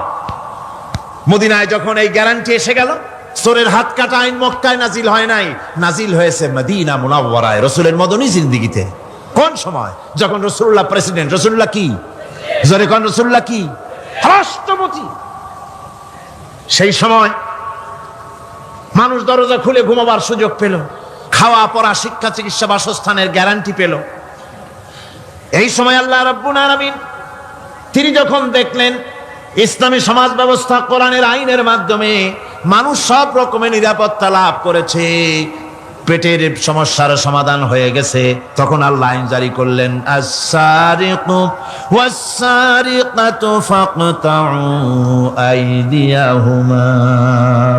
চোর পুরুষ হোক আর নারী হোক, উভয়ের হাত কেটে দাও। পুরুষ হোক আর নারী হোক, এখন উভয়ের হাত কেটে দাও। দৃষ্টান্তমূলক শাস্তি হোক, যাতে করে এই চুরি আর না কেউ না করে। পেটে খাবার আছে, চাকরি আছে, ওষুধ আছে, শিক্ষা আছে, থাকার মতো জায়গা আছে, এখন চুরি করো কেন? তাহলে বোঝা যাবে এটা নেশায় পরিণত হয়েছে। কি হয়েছে? নেশা। তখন তো আর চোরেকে বসায় সেলুট মারা আর যাবে না, এখন হাতটা কাটিয়া একটা শাস্তি দিয়ে দাও। আমাদের দেশে কিন্তু চোরের হাত কাটা আইনের ব্যাপারে কোন চোরেরা আজ পর্যন্ত মিছিল করে না। বাংলাদেশের কোন ছোট ছোট চোর, যেমন তাল চোর, বেল চোর, কচু চোর, ছাতি চোর, জুতা চোর, আরো যত ছোট ছোট চোর, এই সব চোরেরা কি কোনোদিন মিছিল করেছে যে চোরের হাত কাটা আইন মানি না, মানবো না? বলেছে কেউ? বলে। কিন্তু এই আইনের বিরুদ্ধে সোচ্চার কারা? কোন চোরেরা? নিশ্চয়ই ছোট চোরেরা না, বড় চোরেরা। যারা তাল বেল চুরি করে না, বরং কলমের খোঁচা দিয়া সরকারের, জনগণের লক্ষ কোটি কোটি টাকা পকেটস্থ করেন মেহেরবানি করে, ওই সব। তারা মনে করেন যদি এই আইন চালু হয়ে যায় তাহলে তালচোর বেলচোরের তো কোনো ক্ষতি নাই, ইসলামী রাষ্ট্র চালু হলে পরে তো সকলের পেটে ভাত আসবে, ওই তাল বেল আর চুরি করা লাগবে না, তাদের তো সুবিধা। কিন্তু মুসিবতটা তো আমাদের হবে। বেশি খাইয়া খাইয়া জিব্বা পুরু হয়ে গেছে, এখন ওই বেশি খাইতে না পারলে বদভ্যাস চালু হয়ে যাবে, চুরি করতে যখন যাইবে তখন এই আইন তো বিসমিল্লাহ হবে আমাদের দিয়া। এই জন্য ওনারাই বিরোধিতা করেন চরম ভাবে। আমার বন্ধুগণ, কোরআনের আইন বন্ধ করার ক্ষমতা কারো নাই। এই আইন চালু হলে পরেই শান্তি আসবে। ওরা বিরোধিতা করছে, ওরা বলছে চোরের হাত কাটা আইন এটা হচ্ছে একটা অমানবিক ব্যাপার। আইনটা কার? আল্লাহর। মানুষগুলি কার? তা তোমারা তো দরদ কেন? মায়ের চাইতে মাসির দরদ বেশি, এটা কি খুব সুলক্ষণ? না, এটা দারুণ কুলক্ষণ। সুতরাং আল্লাহ রাব্বুল আলামিন তার আইন হচ্ছে শাশ্বত আইন। চোরের হাত কাটা আইন অর্থ এ নয় যে বাংলাদেশ ইসলামী দল যদি ক্ষমতায় আসে পাইকারি দরে চোরের হাত কাটা আরম্ভ করবে না। ততক্ষণ পর্যন্ত আইন চালু হবে না যতক্ষণ পর্যন্ত সমস্ত মানুষ তাদের কর্মসংস্থান না হবে, খাবার না পাবে, চাকরি বাকরি না হবে, খেয়ে পরে খাওয়া পড়া শিক্ষা চিকিৎসা বাসস্থান সবটার গ্যারান্টি মিলবে, তারপরে আইন চালু হবে, এর আগে নয়। আল্লাহ রাব্বুল আলামিন ফৌজদারি দণ্ডবিধির আওতার ভিতরে সূরা কি শাস্তি হবে তা বললেন, নরহত্যার শাস্তি কি হবে তাও আল্লাহ পাক এখানে বলছেন, ইয়া আইয়ুহাল্লাযীনা আমানু কুতিবা আলাইকুমুল কিসাসু ফিল কাতলা। আল্লাহ পাক বলেন তোমাদের প্রতি নরহত্যার শাস্তি স্বরূপ কিসাস নির্দিষ্ট করা হয়েছে, অর্থাৎ হত্যার বদলে হত্যা করা। একজন মানুষ আর একজন মানুষকে হত্যা করেছে, কোরআনের আইন হচ্ছে ওকেও হত্যা করো। কি সুন্দর আইন, সুবহানাল্লাহ পড়েন। তাহলে কি হবে? রেডিও টেলিভিশনে পত্র পত্রিকার মাধ্যমে যদি খবর ছড়ানো হয় যে হত্যাকারীর বিচার হবে কোরআনের আইন অনুযায়ী, প্রকাশ্য রাজপথে হত্যাকারীকে তাকেও যদি হত্যা করে দেওয়া হয়, এই দৃশ্য উপস্থিত জনতা যত দেখবে, পত্র পত্রিকায় খবর পাবে, টেলিভিশনের পর্দায় দেখতে পাবে, যারা দেখলো এই সব লক্ষ লক্ষ জনতার ভেতরে মানুষ হত্যা করার দুঃসাহস আর আসবে? আল্লাহ পাক বলছেন এটা হচ্ছে মানুষের কিসাস, এর মধ্যে রয়েছে মানুষের জীবন। এরপরে নরহত্যার শাস্তি আল্লাহ পাক এভাবে কোরআনে কারীমের মধ্যে বললেন। জিনার শাস্তি, আয-যানিয়াতু ওয়াজ-যানি ফাজলিদু কুল্লা ওয়াহিদিম মিনহুমা মিআতা জালদা। আল্লাহ রাব্বুল আলামিন বলেন, জিনাকারিনী পুরুষ, জিনাকারিনী নারী আর জিনাকারা পুরুষ, তাদের শাস্তি হচ্ছে উভয়কে 100 করে দৌড়া মারা, প্রাণদণ্ড দিয়ে দেওয়া। এই শাস্তি যদি হয়, জিনা বন্ধ হয়ে যাবে, বিবাহ সহজ হবে। ইসলামী রাষ্ট্র হলে পরে জিনা করা কঠিন হবে, বিবাহ করা সহজ হয়ে যাবে। এটা হচ্ছে কোরআনের আইনের সুন্দর বিধান। জিনার শাস্তি, চোরের শাস্তি, নরহত্যার শাস্তি জুডিশিয়াল লয়ের আওতায়, ফৌজদারি দণ্ডবিধির আওতায় এগুলি পড়ে। এগুলি সব কোরআন শরীফে আছে না নাই? আছে কিনা? তাহলে কি করে আপনি বলবেন আপনি ধর্ম নিরপেক্ষ? আপনি শুধু ধর্ম আপনার ব্যক্তিগত ব্যাপার আর রাজনীতি একটা আলাদা ব্যাপার। এবারে আল্লাহ রাব্বুল আলামিন মদ পান সম্পর্কে, যারা মদ পান করবে, জুয়া খেলবে যারা, তাদের সম্পর্কে মদ্যপায়ীদের ব্যাপারে আল্লাহ পাক বলছেন, ইন্নামাল খামরু ওয়াল মাইসিরু ওয়াল আনসাবু ওয়াল আজলামু রিজসুম মিন আমালিশ শাইতানি ফাজতানিবুহু। আল্লাহ পাক বলেন নিঃসন্দেহে মদ, জুয়া এবং পাশা, এ সমস্ত খেলাকে, এই সমস্ত জিনিসকে নাপাক ঘোষণা করা হয়েছে। এগুলি সব হতেছে শয়তান কর্তৃক উদ্ভাবিত নোংরা কাজ। এগুলি শয়তানের কাজ। মদ আর জুয়া কার কাজ? যারা বলেন কার কাজ? শয়তানের কাজ। সুতরাং ফাজতানিবুহু, এর থেকে তোমরা ফিরে থাকো। আল্লাহ বলছেন মদ এবং জুয়া মানুষকে আল্লাহর জিকির থেকে ফিরায় রাখে। ফাহাল আনতুম মুনতাহুন, এগুলি শোনার পরেও কি তোমরা এর থেকে ফিরে থাকবে না? এবার আল্লাহ রাব্বুল আলামিন ওজনে কম দেওয়া সম্পর্কে বলছেন। যারা ব্যবসায়ী, অনেক ব্যবসায়ী আছে, ব্যবসা করতে গিয়ে ধর্ম ব্যক্তিগত ব্যাপার, ব্যবসার মধ্যে ধর্ম নিতে চাই না, কয় যে ধর্ম দারুণ পবিত্র জিনিস, এত পবিত্র, শুধু মসজিদে থাকবে, শুধু মাদ্রাসায় থাকবে, আমার জীবনের বিস্তীর্ণ অঙ্গনে ধর্ম ঢুকতে পারবে না। তার মানে ভাবখানা এই, আল্লাহ এবং রসুলকে বলে দেওয়া হচ্ছে, হে আল্লাহ হে রসুল, তোমাদের উপরে 144 জারি করে দিলাম, শুধু মসজিদে আর খানকায় থাকো, মাদ্রাসায় থাকো, আমাদের জীবনের বিস্তীর্ণ অঙ্গনে তোমাদের কোনো প্রবেশের অধিকার নাই। জোরে কর নাউজুবিল্লাহ। আল্লাহ পাক মানুষের জীবনের সকল ক্ষেত্রে আইন চলবে আল্লাহ। ইনিল হুকমু ইল্লা লিল্লাহ, আইন চলবে কার? ওই আল্লাহ রাব্বুল আলামিন বলেন ওজনে কম দিও না। ওয়াউফুল কাইলা ইযা কিলতুম ওয়াজনু বিল কিসতাসিল মুস্তাকিম। মেপে যখন কোনো জিনিস দিবে পরিমাপে কম দিবে না, ওজন করে যখন দিবে ওজনেও কম দিবে না। আল্লাহ পাক কোরআনে কারীমের মধ্যে সুন্দর করে সব কথা বলে দিলেন।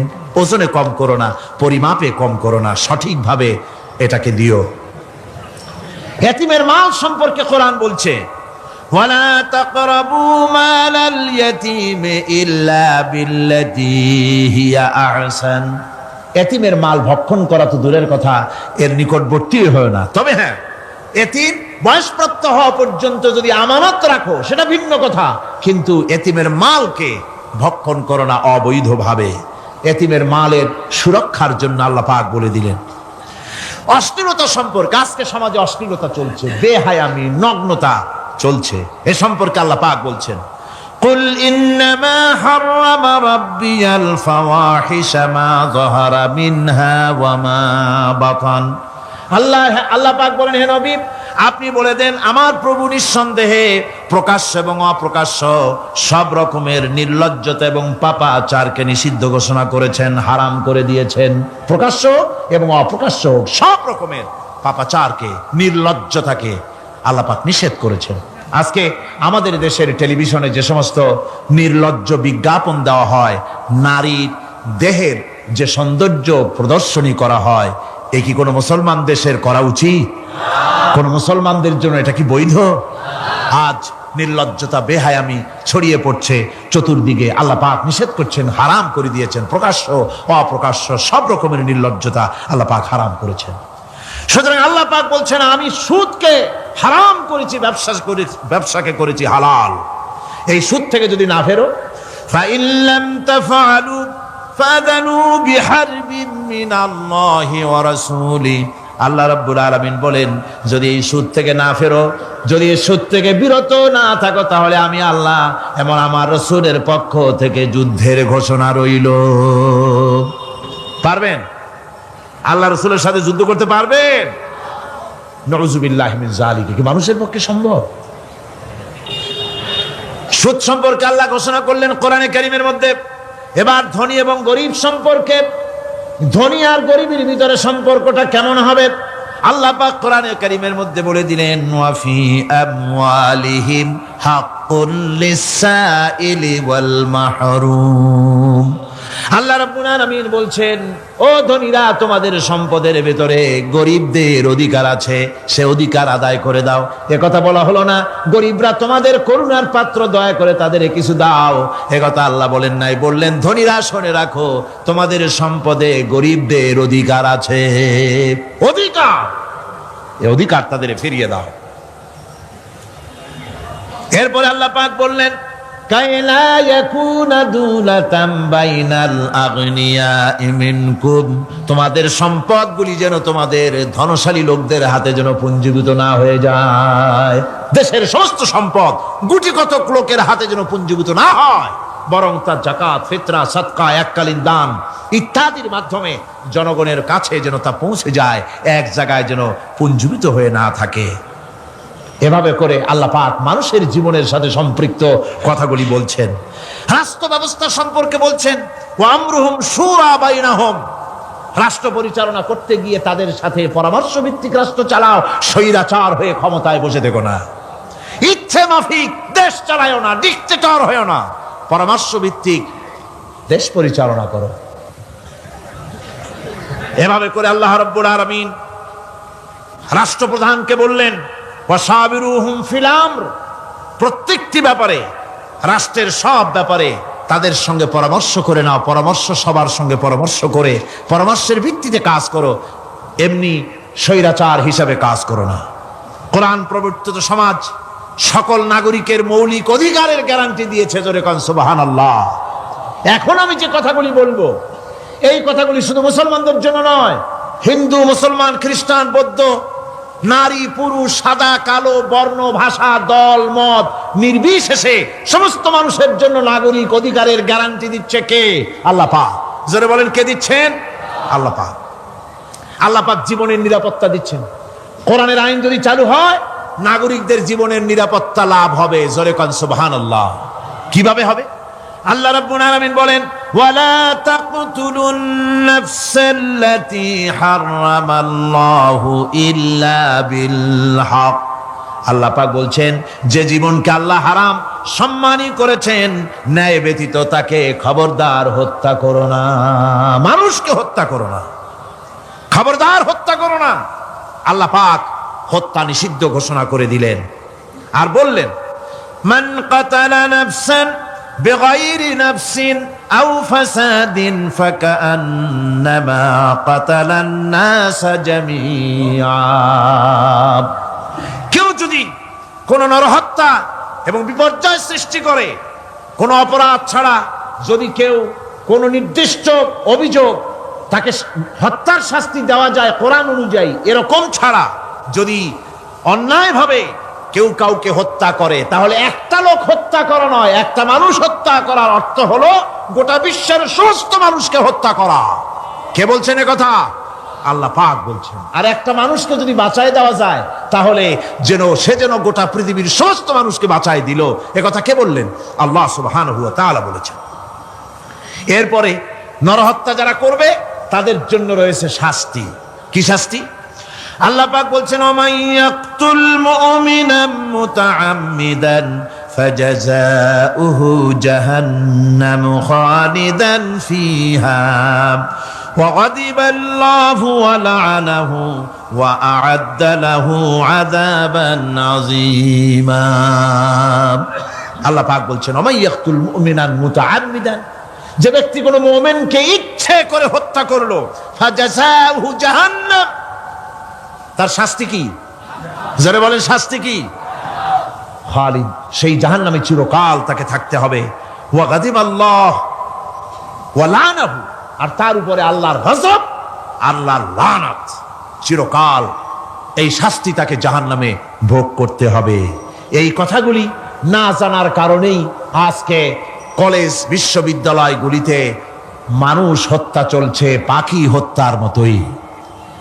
সুতরাং আল্লাহর এই বিচারের কথা কোরআন থেকে যারা জানে তারা সন্ত্রাস করে না।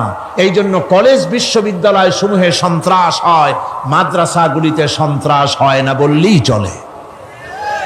কথা কি ঠিক বললাম না বাড়ায় বললাম? সন্ত্রাসের কারণে টাইটেল মাদ্রাসা বন্ধ হয়েছে কয়টা বাংলাদেশে? ফাজেল মাদ্রাসা কয়টা? দাখিল কয়টা? ইল্লা মাশাআল্লাহ দুই একটা হতে পারে কোথাও, কিন্তু তা হয় না। কারণ মাদ্রাসায় এই সব কথা পড়ানো হয় যা আমি বললাম। কোরআন থেকে যে কথাগুলি বললাম এগুলি কোথায় পড়ানো হয়?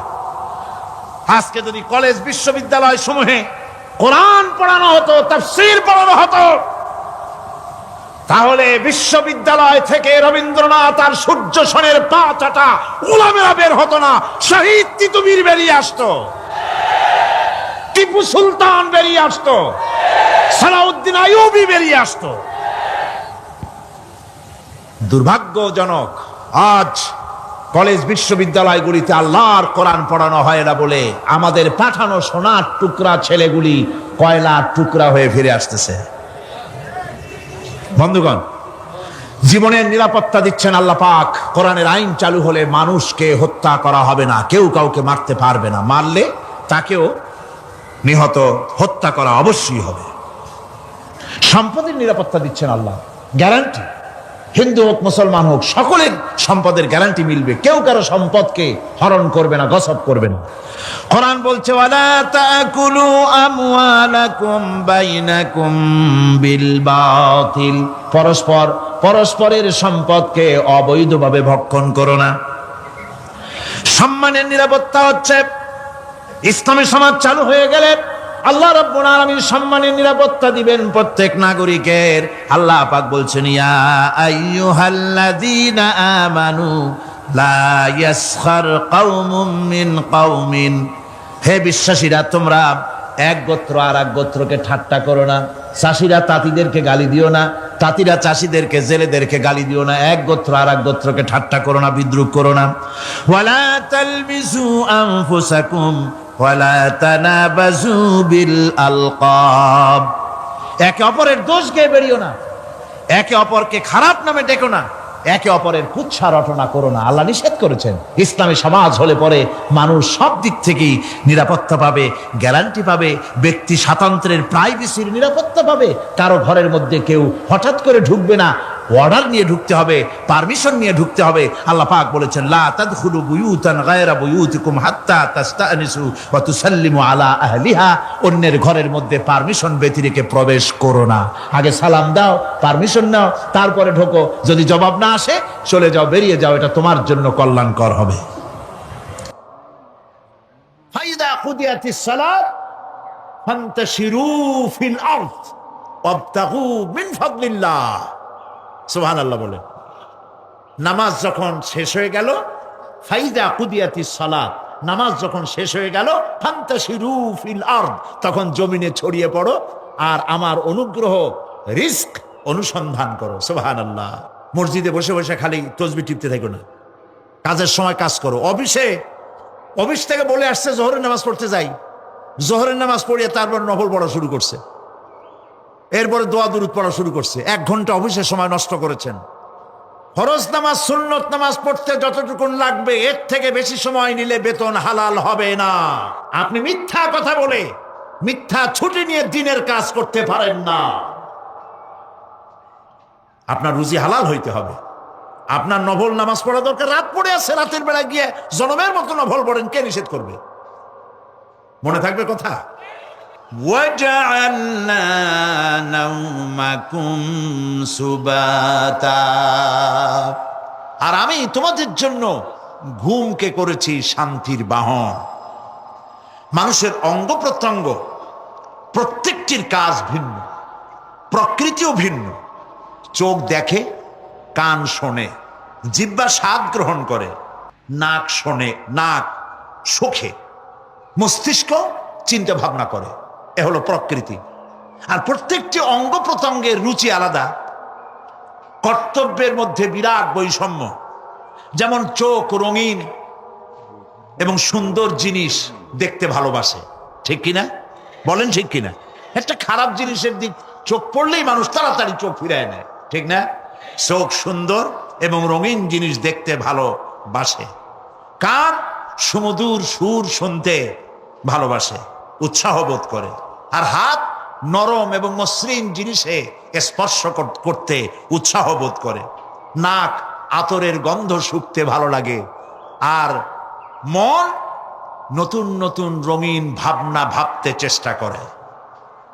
বাড়ি বানাবো, বিল্ডিং বানাবো, ইন্ডাস্ট্রি করব, ছেলে বিয়ে দেবো, মেয়ে বিয়ে দেবো, অমুক জায়গায় বিরাট লোকের কাছে। ভাবতে ভাবতে ভাবের সাগরে হারিয়ে যায়।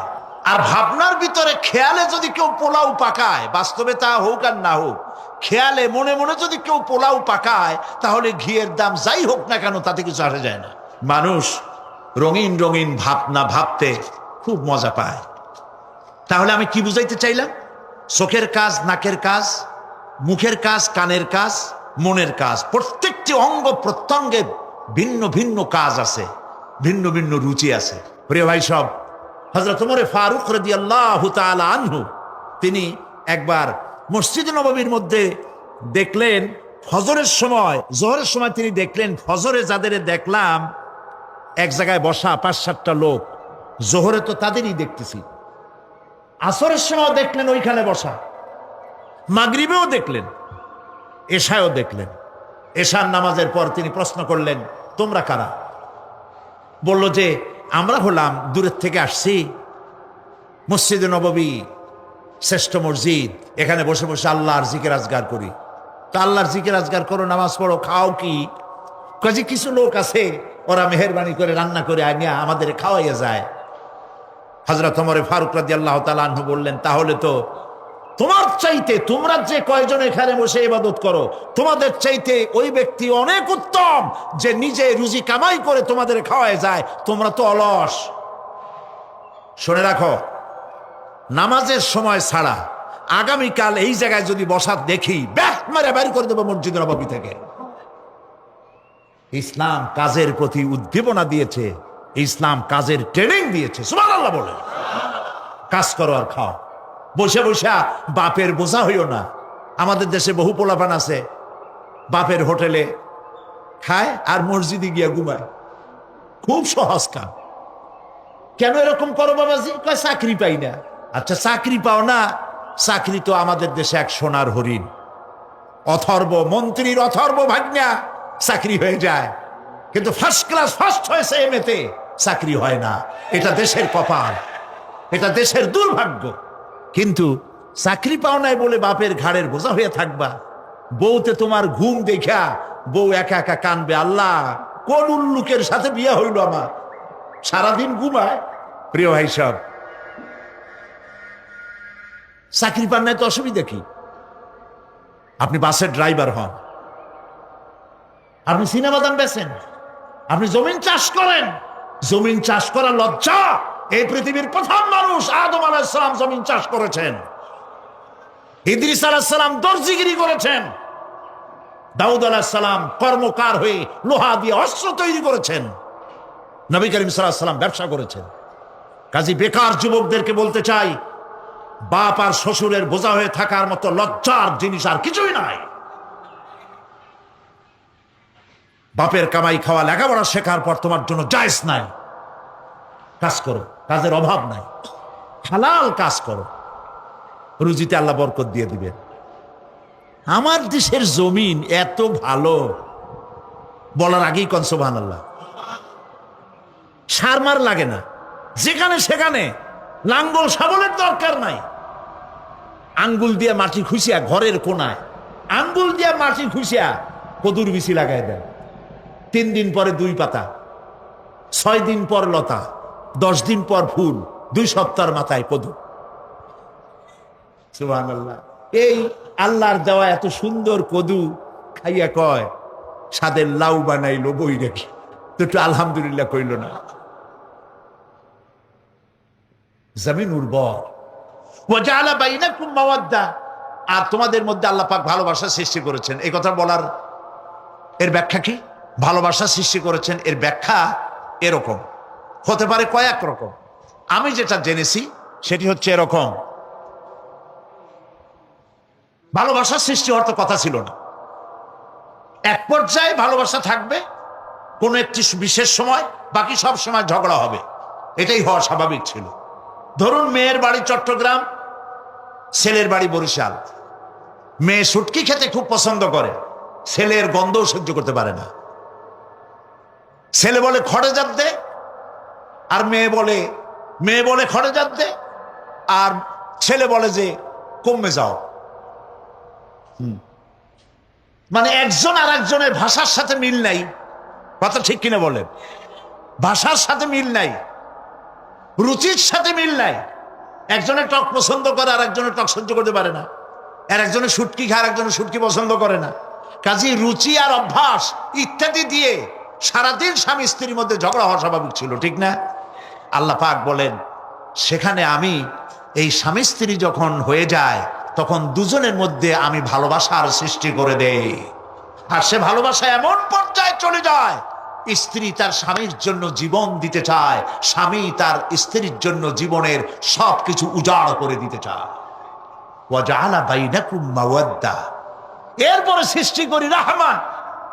ওই ভালোবাসা ছিল যৌবন কেন্দ্রিক, বিশেষ এক উদ্দেশ্যকে সামনে রেখে। কিন্তু যখন যৌবনে ভাটি লাগলো তখন ওই উদ্দেশ্য আর থাকলো না। তখন আল্লাহ পাক বলেন এই সময় তো দুজনের মধ্যে রাগারাগি, খেসাখেসি ইত্যাদি হয়, স্বাভাবিক ছিল। কিন্তু তা হইল না। আমি রহমত দিলাম, করুণা দিলাম। এখন বুড়ারে ছাড়ে বাঁচে না, আর বুড়াও বুড়িরই ছাড়া বাঁচে না। তাও আমরা সুবহানাল্লাহ কব না। এইসব কথা শুনিয়া সুবহানাল্লাহ যদি বলানো লাগে কইয়া কইয়া, তাহলে তো বড় সমস্যার কথা। শুনলেন কি আর বুঝলেন না কি? প্রিয় ভাই সব, আমি বুঝতে পারছি আপনারা বলেন ঠিকই, তবে শুনতে শুনতে মোহমুগ্ধ হয়ে বলার সময় পান না। আলহামদুলিল্লাহ, বলি আলহামদুলিল্লাহ। তো আল্লাহ রাব্বুল আলামিন পরস্পরের মধ্যেই ভালোবাসা সৃষ্টি করলেন। এটি আল্লাহ পাকের আয়াত। এটা আল্লাহ পাকের কি বলুন? আয়াত মানে কি? নিদর্শন।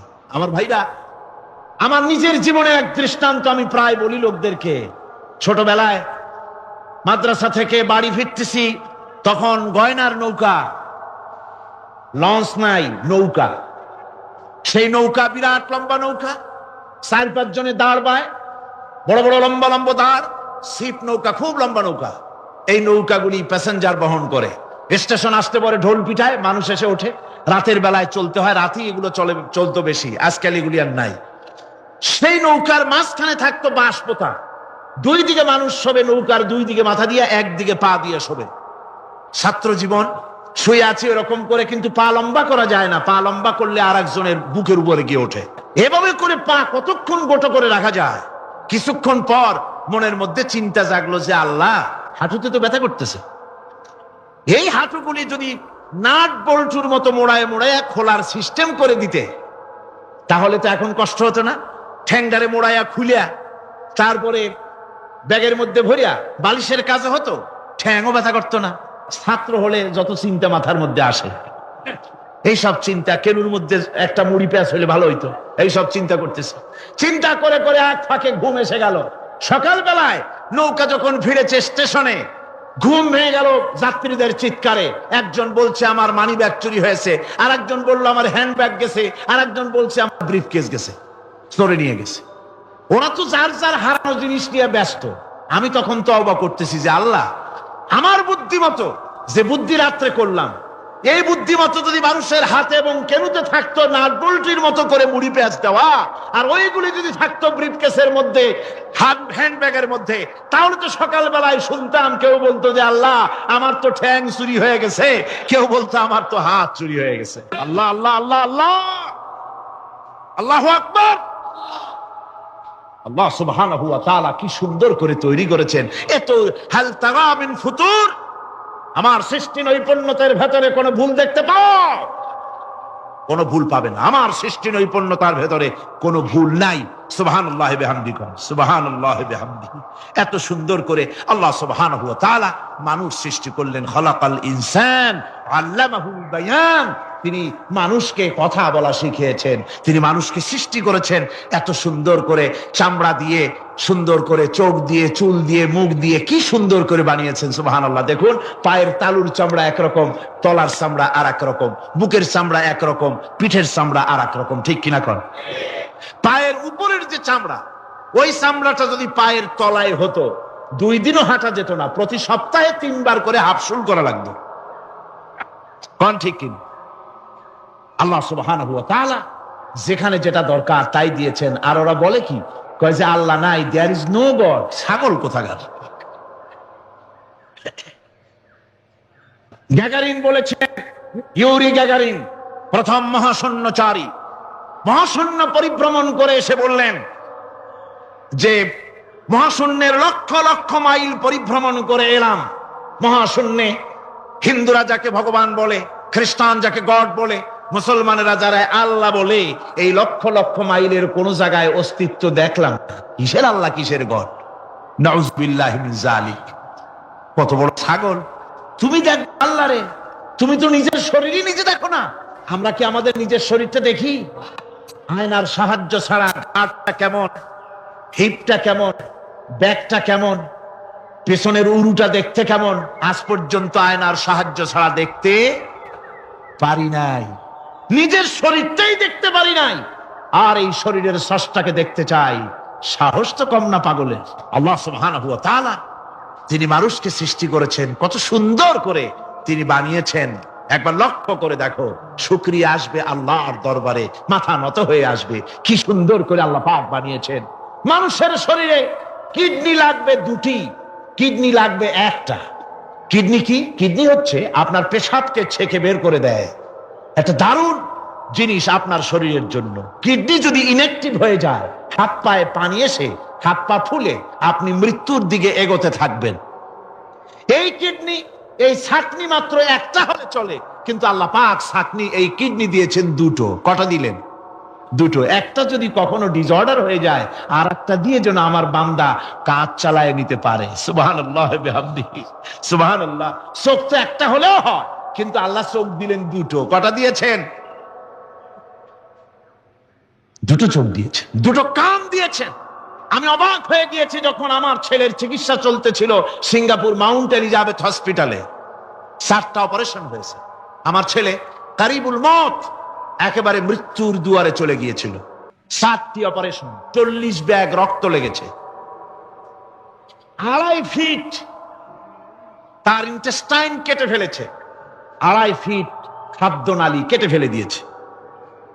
আমি ডাক্তারকে জিজ্ঞেস করলাম, সার্জনকে, 2.5 ফিট তার খাদ্য নালী তুমি কেটে ফেললে, তা আমার এই ছেলে খেয়ে হজম করবে কি করে? তার খাওয়াটাও প্রবলেম হবে না?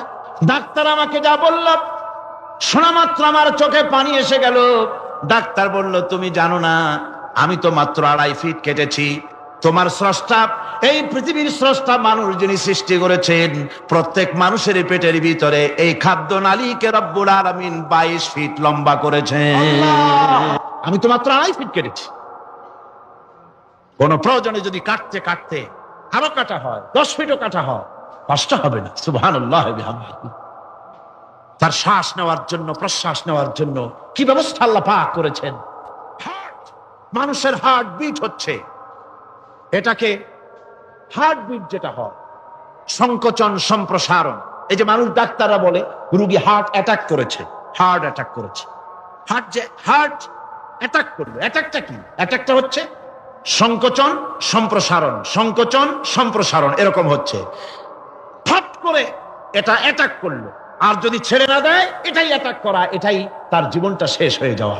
ডাক্তাররা বলেছেন যে মানুষের শরীরের সবকিছু চিন্তা করে, গবেষণা করে বহুত কিছু বুঝেছি, কিন্তু হার্টটা এরকম পাঞ্চিং কেন করে, এই জিনিস আজও পর্যন্ত আমাদের মাথায় ঢোকে নাই। সুবহানাল্লাহ।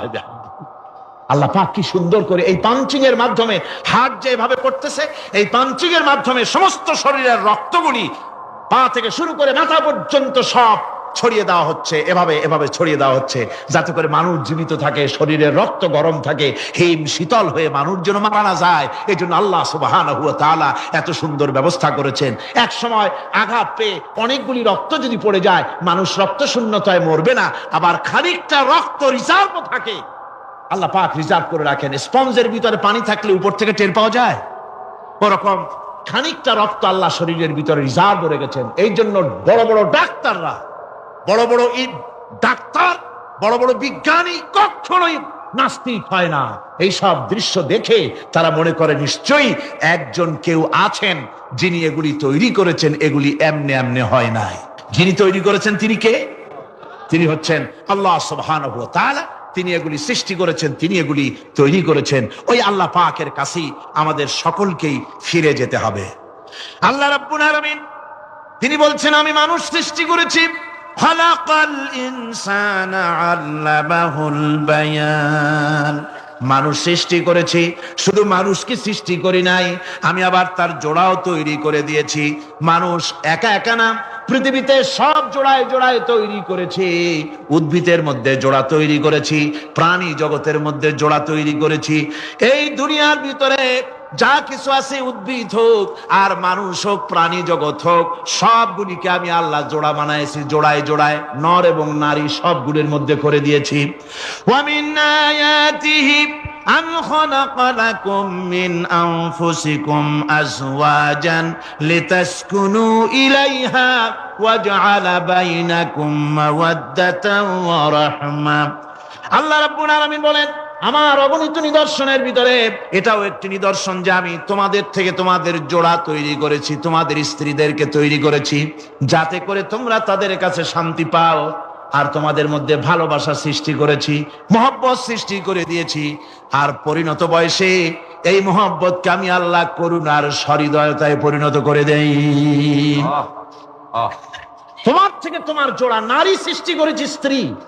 সেই স্ত্রীর কাছে তুমি তোমার স্বস্তি শান্তি ফিরে পাবে।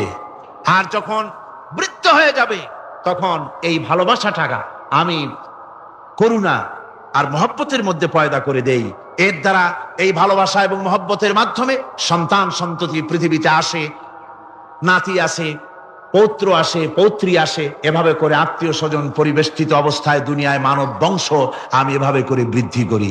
আর এরপরে মানব সৃষ্টি করে মানুষকে এক পরিবেশ সৃষ্টি করে দিয়ে তাকে কথা বলারও আমি ভাষা শিখিয়েছি। আল্লামাহুল বায়ান। মানুষকে আমি কি শিক্ষা দিয়েছি? কথা বলতে আমি শিক্ষা দিয়েছি। কথা বলার কারণেই মানুষ মানুষ, আর কথা বলতে পারে না বলে মানুষের সাথে পশুর সাথে এই বিরাট পার্থক্য। পশু কথা বলতে পারে না, মানুষ কথা বলতে পারে। কথা বলা হচ্ছে মানুষের একটা বিশেষ বৈশিষ্ট্য। আরে বায়ান শব্দের অর্থ শুধু কথা নয়, বায়ান শব্দের অর্থ হচ্ছে চেতনা, বুদ্ধি, অনুভূতি, প্রজ্ঞা, মেধা, চিন্তা, বিবেচনা, ইচ্ছা শক্তি, প্রতিরোধ শক্তি, এ সবগুলি বয়ানের ভিতরে সীমাবদ্ধ। যে আমি বয়ান শিক্ষা দিয়েছি, তার মানে এতগুলি জিনিস আমি তোমার মধ্যে আমি সৃষ্টি করে দিয়েছি মানুষের মধ্যে। এরপরে এ বয়ান একটি শিক্ষা। শিক্ষা বলতে বুঝায়, এই শিক্ষাটা আল্লাহ সবাইকে দিয়েছেন। মাছ সাঁতার কাটতে পারবে, পাখি আকাশে উঠতে পারবে। পাখিকে আল্লাহ ওড়ার ক্ষমতা দিয়েছেন। মুরগির বাচ্চা ডিমের থেকে বের করে পানির মধ্যে ছেড়ে দিবেন, ও সাঁতার কাটতে পারবে না। আপনি আমারে কোন মুরগির ডিমের ভিতরে মুরগির বাচ্চা, হাঁসের ডিমের ভিতরে হাঁসের বাচ্চা, সে কি করে বোঝে ডিমের কোন অংশ পাতলা, সেই অংশটা সে অপারেশন শুরু করে দেয়। সে কিন্তু সব জায়গায় ঠকায় না। ওই ডিমের পর্দার ভিতরে একটা অংশ আছে পাতলা, সামান্য পাতলা, সেই পাতলা অংশ সে ঠুকঠুক করে একটুখানি অপারেশন করে, পর্দাটা ফেটে যায়, সেখান থেকে সে বেরিয়ে আসে। কে শিখালো যে এই জায়গায় ঠুকঠুক করে আওয়াজ কর, বেরোতে পারবি? কে শিখালো? আল্লাহ পাক শিক্ষা দিয়েছেন। এটা বয়ানের অন্তর্গত। মানুষকে দিয়েছেন বয়ান, ওকে দিয়েছেন শিক্ষা। হাঁসের বাচ্চা পানির ভিতরে ছেড়ে দিলে ওকে সাঁতার কাটতে হবে, কে শিখালো? আল্লাহ পাক। বাতাসে পাখিরা উড়ে বেড়ায় ডানা মেলে। আওয়ালাম ইয়ারাও ইলা তায়রি সাফাতিন ওয়া ইয়াকবিদনা মা ইউমসিকুহুন্না ইল্লার রহমান। দেখে নাকি তারা পাখিটি কেমন? মেলি দুটি লঘু ডানা, উড়িয়া বেড়ায় শূন্যের পরে নাহি তার কোনো মানা। আবার সে ডানা গুটাইয়া চলে কিন্তু পরে না তবু, বলকে বা তারে শূন্যে রাখিছে ভিন্ন সে এক প্রভু। প্লেনের মতো, এরোপ্লেনের মতো, দেখছেন না পাখিগুলি এরকম এরকম করে ওড়ে। আবার কখনো উঠতে গিয়ে আর ডানা দোলায় না, দুটো ডানা শরীরের সাথে মিশাইয়া একেবারে রকেটের মতো উড়ে চলে যায়, কিন্তু পড়ে যায় না। কে তাকে শূন্যের উপরে রেখেছে? জোরে কন, কে রেখেছে? এই ট্রেনিং আল্লাহ পাক তাকে দিয়েছেন। আল্লাহ পাক তাকে এই শিক্ষা দিয়েছেন। এই শিক্ষা, পানিতে সাঁতার কাটবে মাছ, বায়ুতে ভেসে বেড়াবে পাখি, তারপরে মানুষের চোখের পলক পড়বে, পাকস্থলী হজম করবে, এসব শিক্ষা আল্লাহই দিয়েছেন। প্রত্যেকটা জিনিসকে সৃষ্টি করেছেন, আর তার কাজটাও কিভাবে হবে তাও আল্লাহ পাক শিখিয়ে দিয়েছেন। এই জন্য শুধুমাত্র এই শিক্ষাটুকুনি নয়, মূল শিক্ষা হচ্ছে আল্লামাহুল বায়ান। এর আসল অর্থ হলো মানুষের জ্ঞানের পূর্ণতার জন্য আল্লাহ পাক বায়ান দিয়েছেন। সে বায়ান হচ্ছে কোরআনে কারীম। সে বায়ান কি? কোরআন। এই কোরআন হচ্ছে মানুষের জ্ঞানের পূর্ণতা। কোরআন দিয়েই মানুষের জ্ঞান পরিপূর্ণ হয়। ওমা উতীতুম মিনাল ইলমি ইল্লা কালিলা। তোমাদেরকে খুব সামান্যতম জ্ঞান দেওয়া হয়েছে। আসল জ্ঞানের মালিক কে? আল্লাহ সুবহানাহু ওয়া তাআলা। আল্লাহ রাব্বুল আলামিন বলেন, আশ-শামসু ওয়াল কমারু বিহুসবানি ওয়ান নাজমু ওয়াশ-শাজারু ইয়াসজুদান। সূর্য এবং চন্দ্র একটা বিরাট একটা হিসাবের অনুসরণে বাধ্য। সূর্য আর চন্দ্র একটা হিসাবের অনুসরণে বাধ্য, এর ব্যতিক্রম হওয়ার কোনো উপায় নাই। সূর্য এবং চন্দ্র তার আপন আপন কক্ষপথে ঘুরবে, ইচ্ছে মাফিক সূর্য চন্দ্র ঘুরতে পারবে না। 12টার সময় সূর্য এসে বলতে পারবে না, বেটা রাত শোন, আমি এখন উদিত হব। পারবে? পারবে না। দিনের দুপুরের সময় রাত এসে মাথা চাড়া দিয়ে জাগাতে পারবে না, দিন সরে যা, আমি এখন সবটাকে রাত বানায় দেব, পারবে না। চন্দ্র এবং সূর্য একটা নির্ধারিত একটা হিসাবের অনুসরণে তারা রয়েছে। আর এই হিসাবের নিয়ম, কঠোর হিসাবের নিয়মতান্ত্রিকতার ভেতরে থাকার কারণেই মানুষের জন্য চন্দ্র, মাস, বছর ইত্যাদি গণনা মানুষের জন্য আল্লাহ সহজ করে দিয়েছেন। আল্লাহ পাকের নবীর কাছে জিজ্ঞাসা করা হচ্ছে, ওয়ায়াসআলুনাকা আনিল আহিল্লাম। ও নবী, আপনাকে প্রশ্ন করা হয় চাঁদ সম্পর্কে। কাফেররা প্রশ্ন করেছে, চাঁদের ক্রমবর্ধমান ক্রমহ্রাস কেন? চাঁদ বাড়ে কেন, কমে কেন? আপনারে জিজ্ঞাসা করা হয়, আপনি জবাবে বলুন, কুল হিয়া মাওয়াকিতু লিন্নাস। বলুন, এ চাঁদ হচ্ছে মাস, দিন, বছর গণনা করার জন্য, গোটা পৃথিবীবাসীর জন্য আমি একটা স্থায়ী ক্যালেন্ডার আকাশে ঝুলায় রাখছি। জোরে কোন সুবহানাল্লাহ। বিনা পয়সার ক্যালেন্ডার কে ঝুলায় রাখছেন? আল্লাহ সুবহানাহু ওয়া তাআলা। তিনি ঝুলিয়ে রেখেছেন এই ক্যালেন্ডারকে। আর এই চন্দ্র সূর্য নিজের ইচ্ছা মাফিক চলতে পারে না। আল্লাহ পাক কোরআনে কারিমে বলেছেন, আফাগাইরা দীনিল্লাহি ইয়াবগুন ওয়া লাহু আসলামা মান ফিস সামাওয়াতি ওয়াল আরদি তাওআন ওয়া কারহা। তোমরা কি আমার দেওয়া জীবন ব্যবস্থা ছেড়ে দিয়ে মানুষের তৈরি করা, অন্যের তৈরি করা মতবাদ গ্রহণ করতে চাও? ওয়ালাহু আসলামা মান ফিস সামাওয়াতি ওয়াল আরদ। অথচ আকাশে যা কিছু আছে, জমিনে যা কিছু আছে, সব আমার কি করছে? আমার হুকুম মেনে, আমার আনুগত্য করে তারা চলছে। আনুগত্যের সামনে মস্তক অবনত করে দিয়েছে। তাই তো আমরা দেখতে পাই তাল গাছে কোনোদিন বেল হয় না। হয়? তাল গাছে বেল হয়? নারকেল গাছে আম হয়? নিম গাছে লিচু হয়? হয় না। আল্লাহর সুন্নতের ভিতরে কোনো পরিবর্তন পাওয়া যাবে না। দেখুন, বঙ্গোপসাগরের পানি মিষ্টি না নোনা? সবাই বলুন, মিষ্টি না নোনা?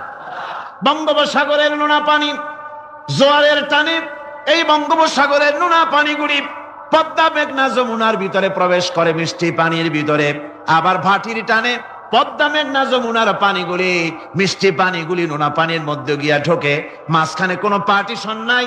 নোনা পানি মিষ্টি পানির এলাকাকে নোনা বানাতে পারে না, আবার মিষ্টি পানিগুলি গিয়া নোনা পানিগুলিরে মিষ্টি বানাইতে পারে না। কার হুকুম পালন করে? কার হুকুম?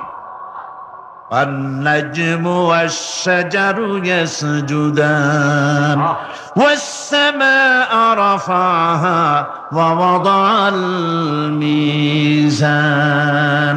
তারকা বৃক্ষরাজি সব সেজদায় রত। তারাই সেজদা দেয় কারে? কারে সেজদা দেয়? চাঁদ সেজদা করে কাকে? সূর্য করে কাকে? গাছপালা করে কারে? আল্লাহ পাককে সেজদা করে সবাই। সমস্ত সৃষ্টি জগতের কাজ হলো তিনটা। সৃষ্টি জগতের কাজ কয়টা? তিনটি কাজ। একটা কাজ হচ্ছে সৃষ্টি জগৎ মহান আল্লাহর উদ্দেশ্যে সিজদা করবে, তার হামদ করবে, তার তাসবিহ করবে। তিনটা কাজ। সিজদা করবে, হামদ করবে, তাসবিহ করবে। এই তিনটা কাজ হচ্ছে সৃষ্টি জগতের। গোটা পৃথিবীর সবকিছু আল্লাহ পাককে সিজদা করছে।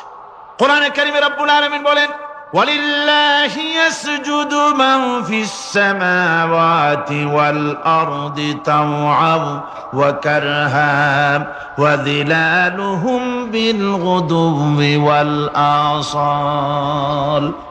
আল্লাহ পাক বলেন, আকাশে যা কিছু আছে, জমিনে যা কিছু আছে, সব কিছু আমার সেজদা করে। এমনকি গাছগুলি, গাছও আমার সেজদা করে। গাছগুলি সকাল বেলায় গাছের ছায়া সকাল বেলায় আর বিকাল বেলায় নিজের ছায়া লম্বা করে দিয়ে আমার সামনে সেজদায় পতিত হয়ে যায়। গাছগুলি আমাকে সেজদা করে। তারকা সমূহ, চন্দ্র সূর্য সব আমাকে সেজদা করে। وَلِلَّهِ يَسْجُدُ مَا فِي السَّمَاوَاتِ وَمَا فِي الْأَرْضِ مِنْ دَابَّةٍ وَالْمَلَائِكَةُ وَهُمْ لَا يَسْتَكْبِرُونَ। আকাশ এবং জমিনে যা কিছু আছে আমার সিজদা করে। আমার সিজদা থেকে কেউ অহংকার করে না, অহমিকতা করে না। আমার সিজদা থেকে কেউ ফিরে যায় না, সবাই আমাকে সিজদা করে। সুতরাং ও মানুষ, আমার দরবারে সেজদায় মাথা নত করে দাও। সবগুলি আমার সামনে সেজদা করতেছে।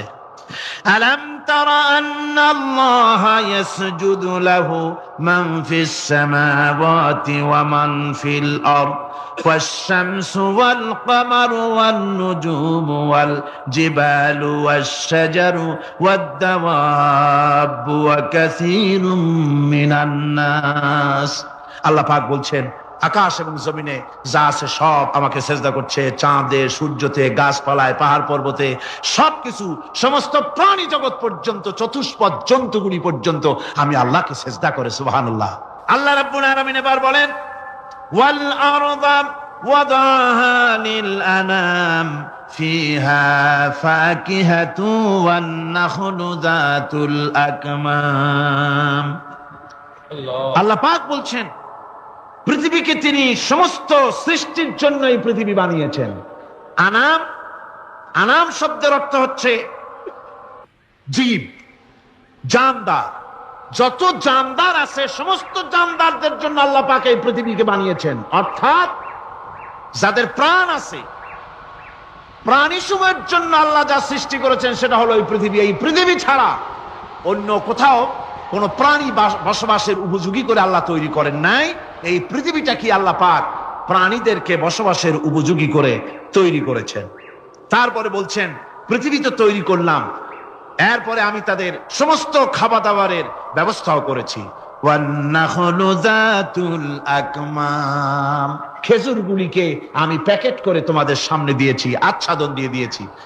খেজুরের কথা এখানে বলা হয়েছে, শুধু খেজুর নয়, খেজুর, আঙ্গুর, বেদানা, আপেল, যত খাবার আমাদের সামনে আল্লাহ দিয়েছেন সমস্ত খাবারগুলি প্যাকেট করা। জোরে বলেন কি করা? প্যাকেট করা। কি মহব্বত করে আল্লাহ দিয়েছেন।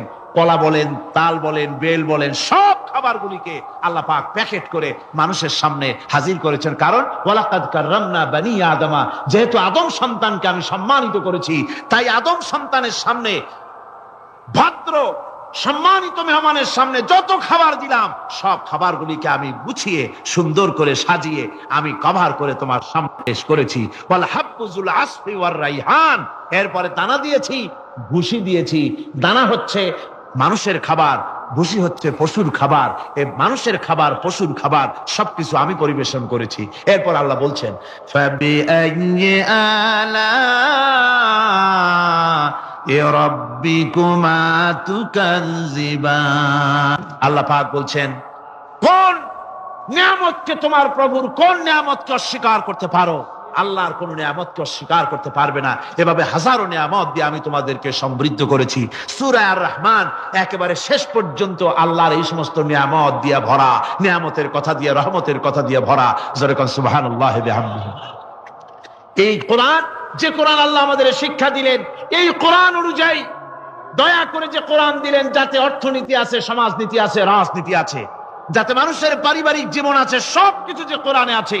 এই কোরআন দিয়ে রাসূলুল্লাহ একটা সমাজ তৈরি করেছিলেন যেখানে চুরি ছিল না, ডাকাতি ছিল না, জেনাবে বিচার ছিল না। ওরকম একটি সমাজ বাংলাদেশে প্রতিষ্ঠিত হোক, এটা কি আপনারা চান? কারা কারা চান? দেখতে চাই।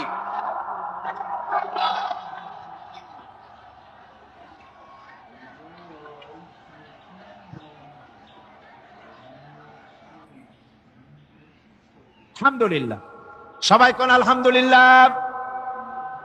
আদব রক্ষা করুন, আদব রক্ষা করুন, তাড়াতাড়ি বসুন, তাড়াতাড়ি। আলহামদুলিল্লাহ। আমি বুঝছি ওই এক বুড়ি আছাড় খেয়ে পড়ে গেছিল, বললো যে পড়লাম যখন তেন একটু পান খাইয়ে নি, মানে স্লোগানের সুযোগ যখন পাইলাম একটু দাঁড়ায় কোমরটা সোজা করে নি। মন্দ না, ভালোই করেছে। আল্লাহ পাক বলছে খলাকাল ইনসানা আল্লামাহুল বায়ান, আমি মানুষকে সৃষ্টি করেছি।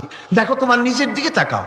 ফালয়ানজুরিল ইনসানু মিম্মা খুলিক, কিভাবে মানুষ তোমাকে সৃষ্টি করা হলো একবার তাকায় দেখো, তোমার শরীরের দিকে একটু তাকায় দেখো তো কেমনে আমি বানাইলাম, কিভাবে তৈরি করলাম, লক্ষ্য করো। এই যে মাথা, এই মাথাটার ভিতরে আছে মগজ, ব্রেইন। বিজ্ঞানীরা বলেছেন এতে 1000 মিলিয়ন নার্ভ সেলস আছে এর মধ্যে। 1000 মিলিয়ন নার্ভ সেল। সেল হচ্ছে CELL, সেল। সেল মানে কোষ। এই 1000 অনুভূতি কোষ, 1000 মিলিয়ন অনুভূতি কোষ রয়েছে মাথার ভেতরে। মস্তিষ্কের এসব কোষগুলি, এসব সেলগুলি, তার মধ্যে আবার আছে নার্ভ ফাইবার, অর্থাৎ সূক্ষ্ম সূক্ষ্ম নার্ভ সুতা সমগ্র শরীরের মধ্যে তা ছড়িয়ে দেওয়া আছে। এই সূক্ষ্ম সুতার মাধ্যমে ঘন্টায় 70 মাইল বেগে শরীরের প্রত্যেকটা অঙ্গ প্রত্যঙ্গের খবর মস্তিষ্কের মধ্যে চলে যায়। সুবহানাল্লাহ বিহামদিহি। আপনার পায়ে যদি কাটা ফোটে, শরীরে যদি ব্যথা লাগে, ঘন্টায় 70 মাইল বেগে সূক্ষ্ম সূক্ষ্ম যে তারগুলি আল্লাহ দিয়েছেন, ওই তারের মাধ্যমে আপনার মাথায় চলে যায়। মস্তিষ্কে গেলে পরে তড়িৎ গতিতে সিদ্ধান্ত হয় কাটা তুলতে হবে। অথবা একটা সাপ দেখেছেন, সাপ প্রথম চোখ দিয়ে দেখলেন, চোখ, এই চোখের ভিতরে আপনার 130 মিলিয়ন লাইট রিসেপ্টর আছে, অর্থাৎ বিভিন্ন দৃশ্যকে, ছবিকে ক্যাচ করার মতো 130 মিলিয়ন লাইট রিসেপ্টর গ্রহণযোগ্য মেশিন রয়েছে চোখের ভিতরে। চোখ দিয়ে সাপ দেখলেন, চোখের ভিতরে রয়েছে আবার অসংখ্য তার। এই অসংখ্য তার ব্রেনের সঙ্গে জুড়ে দেওয়া আছে। চোখ সাপ দেখলো, 70 মাইল বেগে প্রতি ঘন্টায় এই খবর তড়িৎ প্রবাহের মতো মস্তিষ্কের ভেতরে চলে গিয়েছে। মস্তিষ্ক সঙ্গে সঙ্গে ডিসিশন দিচ্ছে, দৌড় মারো, অথবা লাঠি হাতে নাও, অথবা যে কোনো একটা পজিশন তাকে সাথে সাথে সিদ্ধান্ত দিয়ে দিচ্ছে। জোরে বলেন সুবহানাল্লাহ। এই অনুভূতি শক্তি যদি আল্লাহ পাক না দিতেন মানুষের শরীরে, পায়ের মধ্যে পাথর ঢুকলে, কাঁটা তো কাঁটা, পাথর ঢুকলেও টের পাইতাম না। আল্লাহ পাক এই ব্যবস্থা করে দিয়েছেন মস্তিষ্কের মধ্যে এতগুলি সেল, প্রত্যেকটা সেলের আলাদা আলাদা কাজ। সুখ, দুঃখ, ভালোবাসা, মোহাব্বত, আনন্দ, স্বাদ ইত্যাদি জিনিসের অনুভূতি মস্তিষ্কের ভেতর থেকেই হয়। এখানে সেগুলি রেখে দেওয়া হয়েছে। তারপরে রয়েছে এই মস্তিষ্কের ভেতরে মেমোরি, স্মৃতি, স্মৃতি শক্তি। দেখুন টেপ রেকর্ডার, টেপ রেকর্ডারে ওয়াজগুলি রেকর্ড হচ্ছে, তাফসীর রেকর্ড হচ্ছে। কিছুদিন পর ওই রেকর্ডের উপরে আর একটা কথা যদি উঠান, তাহলে প্রথম কথা থাকবে? প্রথম গান বা ওয়াজ থাকবে? নষ্ট হয়ে যাবে। কিন্তু আল্লাহ রাব্বুল আলামিন আপনার আমার মাথার ভিতরে এমন এক ফিতা দিয়ে দিয়েছেন, এমন একটা মেমোরি ফিতা দিয়েছেন, যেই ফিতার ভিতরে হাজার হাজার, লক্ষ লক্ষ, কোটি কোটি সমস্ত কথাগুলি ধরবে, আপনি মুখস্থ করতে পারবেন। আগে যা মুখস্থ করেছেন, পরে মুখস্থ করলে পরে আগেরটা মুছে যাবে না। সুবহানাল্লাহ বিহামদিহি। কি সুন্দর করে মস্তিষ্কের ভেতরে এই মেমোরি শক্তিকে আল্লাহ পাক তৈরি করে দিয়েছেন। চিন্তা করলে মাথা নত হয়ে যাবে আল্লাহর দরবারে। আল্লাহ পাক বলছেন, এই জিনিস আমি তোমার মাথার মধ্যে রেখেছি। দেখুন মানুষ কত কথা বলে, কত বই পড়ে, মানুষের মাথায় যত কথা আছে সব কথা যদি লিপিবদ্ধ হয়, ভলিউম ভলিউম হয়ে যাবে, যা একটা লাইব্রেরিতে ধরা সম্ভব নয়। অর্থাৎ আপনার মাথাটা হচ্ছে একটা বিশ্বকোষ, আপনার মাথাটা হচ্ছে একটা বিরাট বিশ্বজোড়া লাইব্রেরি। জোরে কোন সুবহানাল্লাহ। আপনার মাথায় যা আছে তা আপনার কোনো বিল্ডিং এর মধ্যে ধরবে না, কোনো গ্রামে, কোনো দেশের মধ্যে তা ধরবে না। এত জিনিস আপনার মাথার মধ্যে আছে, ঠিক কিনা? আল্লাহ পাক একটা চোখ আমাদের দিলেন। আল্লাহ রাব্বুল আলামিন বলেন, আলাম নাজআল লাহু আইনাইনি ওয়া লিসানান ওয়া শাফাতাইন ওয়া হাদাইনাহুন নাজদাইন। আমি কি তোমাদেরকে দুটি চক্ষু আর জিহ্বা, আর তোমাদেরকে আমি কি তোমাদের দুটি চক্ষু, দুটি ঠোঁট আর জিহ্বা কি আমি তোমাদের দেই নাই, যা দিয়া তোমরা দেখতে পাও, যা দিয়া তোমরা অনুভূতি, মাথার ভিতরে অনুভূতি জাগে? এই যে দুটো চোখ দিলাম, সুবহানাল্লাহ, সুবহানাল্লাহ বলেন। দুটি চোখ আছে বলে এই সুন্দর পৃথিবী দেখতে পাই। চোখ দুটি না থাকলে পৃথিবী অন্ধকার, মা দেখতে পাবো না, কোরআন দেখতে পাবো না, পৃথিবী দেখতে পাবো না, বাপ দেখতে পাবো না, সন্তান দেখতে পাবো না, দুনিয়াটা মিথ্যা হয়ে যাবে, ঠিক কিনা?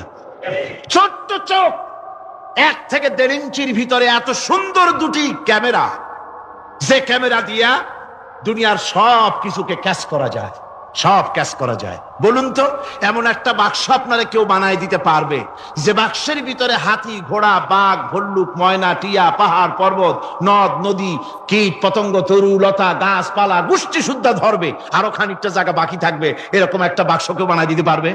এমন একটা বাক্স পৃথিবীর কোন মিস্ত্রি বানাতে পারবে না।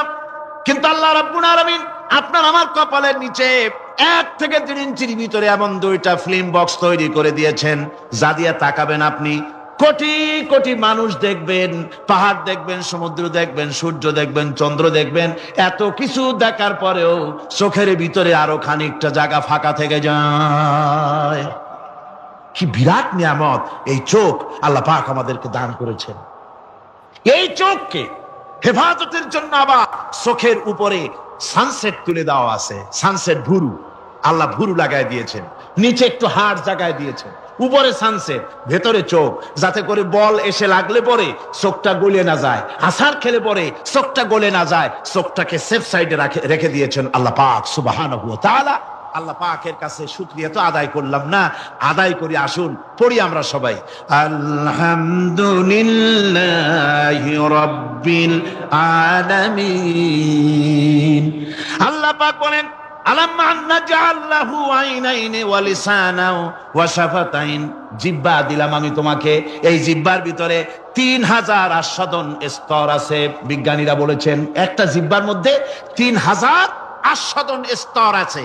প্রত্যেকটা স্তরের সাথে মস্তিষ্কের সাথে তার লাগানো আছে। জিহ্বায় সব জিনিসের টেস্ট নেবেন, আর তার অনুভূতি, তার স্বাদটা ওখানে টের পাবে মস্তিষ্কের ভেতরে। এই জিহ্বা আল্লাহ পাক দান করে দিলেন মুখের মধ্যে। সুবহানাল্লাহি বিহামদিহি। সব রকমের স্বাদ পান না একরকম? জিলাপির স্বাদ একরকম, রসগোল্লার স্বাদ আর এক রকম, ছানার স্বাদ আর এক রকম, বেলের স্বাদ একরকম, তালের স্বাদ আর এক রকম, মুরগির স্বাদ একরকম, খাসির স্বাদ আর এক রকম, লট্টা ফিশের স্বাদ একরকম, শুটকির স্বাদ আর এক রকম, কোরাল মাছের স্বাদ আর এক রকম, শাকের স্বাদ আর এক রকম। হাজার হাজার খাদ্য দ্রব্যের স্বাদ এক জিহ্বা দিয়ে আল্লাহ রব্বুল আলামিন নেওয়ার তৌফিক দিলেন। খালাকাল ইনসান, কি সুন্দর করে মানুষ বানালাম। দেখিস না, শুকরিয়া আদায় করিস না, এগুলি দেখবি আর শুকরিয়া আদায় করবি কি সুন্দর করে আমি আল্লাহ তোমাকে সৃষ্টি করেছি। শুধু তাই নয়, আল্লাহ পাক বলেন, ইয়া আইয়ুহাল ইনসানু মা গাররাকা বিরাব্বিকাল কারীম। ও মানুষ, কোন জিনিস তোমাকে ধোঁকায় ফেলে দিল?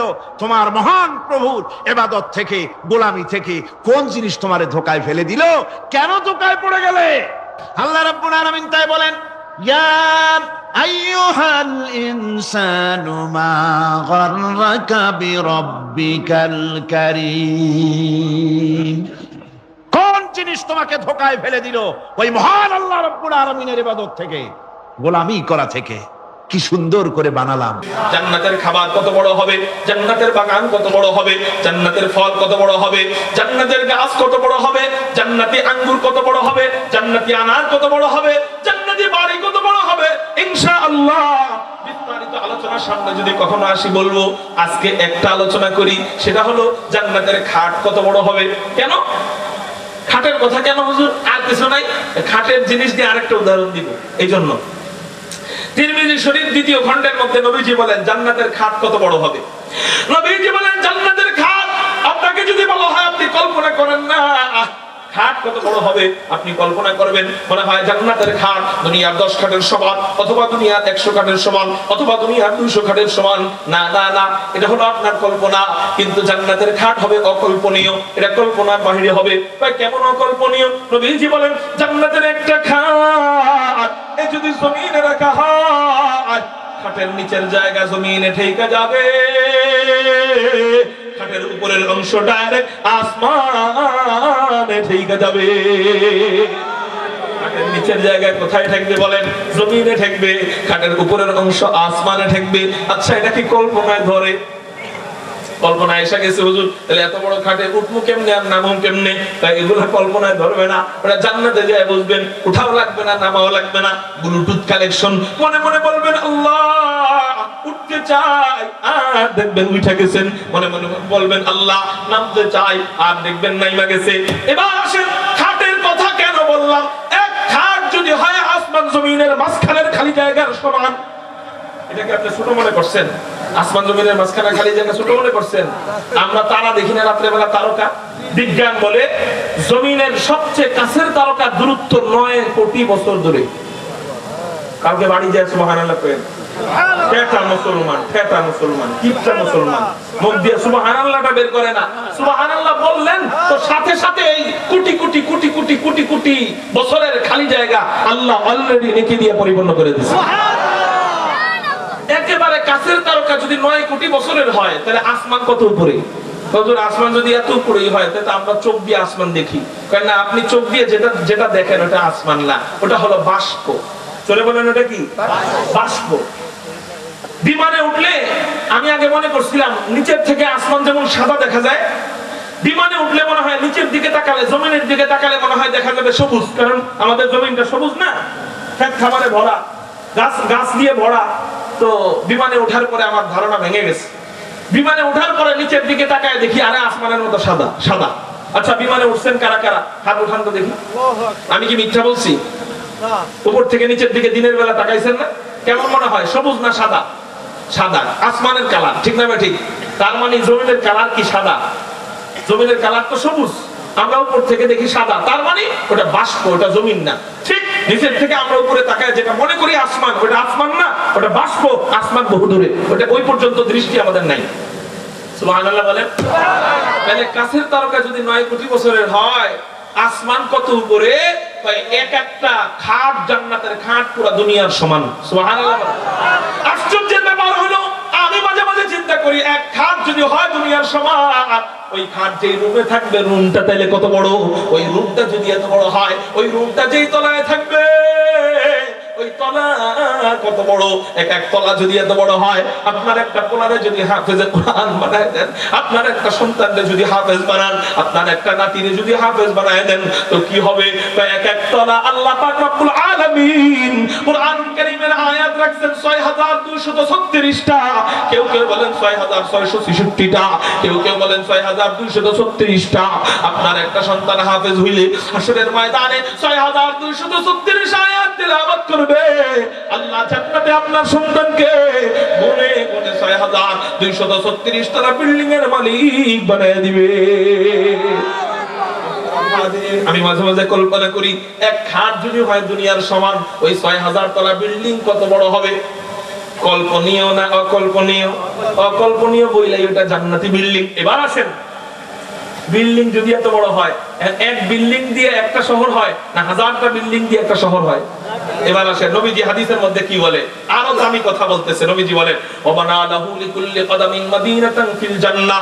কোন তালিবে ইলম যখন মাদ্রাসায় আসা যাওয়া করে, এখনো আলিফ শিখে নাই, এখনো বা শিখে নাই, এখনো তা শিখে নাই, এখনো আলহামদুলিল্লাহ পারে না, মাত্র মাদ্রাসায় যাইতেছে, মাত্র ঘর থেকে বের হইতেছে, নবীজি হাদিসের মধ্যে জানায় দেয়, ওয়াবানা লাহু লিকুল্লি কদামিন, কদম বুঝেন তো, এক পা দুই পা করে সামনে আগাই, এটাকে বলা হয় কদম। এক কদম দুই কদম। নবীজি বলেন, এক এক কদমের বিনিময়ে আল্লাহ জান্নাতে ওই তলবে ইলমের জন্য হাফেজ হওয়া জরুরি না, আলিফ বা তা শিখতে বের হইছে, কয় প্রতিটা কদমে কদমে আল্লাহ ওই তলবে ইলমের জন্য জান্নাতে একটা করে বিল্ডিং নয়, একটা করে গ্রাম নয়, একটা করে উপজেলা নয়, আল্লাহ ডাইরেক্ট জান্নাতে ওই তলবে ইলমের জন্য একটা করে শহর নির্মাণ করে। কারো জবান যেন বন্ধ থাকে না, চিৎকার দিয়ে বলেন আল্লাহু আকবার। একটু কল্পনা করেন, এই কল্পনার জবাব জান্নাতে যায় নিয়েন। এই জবাব আমিও দিতে পারবো না। এক খাট যদি হয় দুনিয়ার সমান, ওই খাটটা যেই রুমে থাকবে, রুম কত বড় হবে? রুম যদি এত বড় হয়, ওই তলা কত বড় হবে? তলা যদি এত বড় হয়, ৬০০০ তলা কত বড় হবে? একটা বিল্ডিং যদি এত বড় হয়, আপনার সন্তান এক এক কদমে এক এক কদমে এরকম শহর পাবে, ওই শহরটা তাইলে কত বড় হবে? আপনার বাড়ি থেকে মাদ্রাসা যদি ৫০০ কদম হয়, প্রতিদিন ও আসতে ৫০০টা শহরের মালিক হবে, যাইতে ৫০০টা শহরের মালিক হবে। সুবহানাল্লাহ। ওই জান্নাত পাওয়ার জন্য আমাদের সন্তানদেরকে আমরা হাফেজ বানাইতে পারি কিনা, আলেম বানাইতে পারি কিনা, আমাদের নাতিদেরকে আমরা হাফেজ আলেম বানাইতে পারি কিনা? কারা কারা রাজি আছি আমাদের সন্তান, আমাদের পরবর্তী প্রজন্মকে আমরা দুনিয়ার বাড়ি গাড়ির কথা নয়, জান্নাতের কথা চিন্তা কইরা জান্নাতের মালিক বানাবো, হাফেজ বানাবো? কারা কারা আল্লাহু আকবার বলে হাত উঠাই।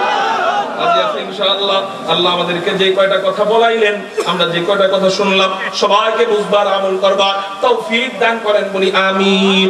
ওয়া আখিরু দাওয়ানা আলহামদুলিল্লাহ। দুরূদ শরীফ। আল্লাহুম্মা সাল্লি আলা মুহাম্মাদ ওয়া আলা আলি মুহাম্মাদ কামা সাল্লাইতা আলা ইব্রাহিম ওয়া আলা আলি ইব্রাহিম ইন্নাকা হামিদুম মাজিদ। আল্লাহুম্মা বারিক আলা মুহাম্মাদ ওয়া আলা আলি মুহাম্মাদ কামা বারাকতা আলা ইব্রাহিম ওয়া আলা আলি ইব্রাহিম ইন্নাকা হামিদুম মাজিদ। আল্লাহুম্মা আমিন।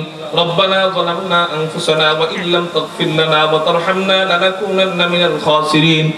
ربنا آتنا في الدنيا حسنة وفي الآخرة حسنة وقنا عذاب النار وقنا عذاب القبر وقنا عذاب الحشر وقنا عذاب الميزان وقنا عذاب الصراط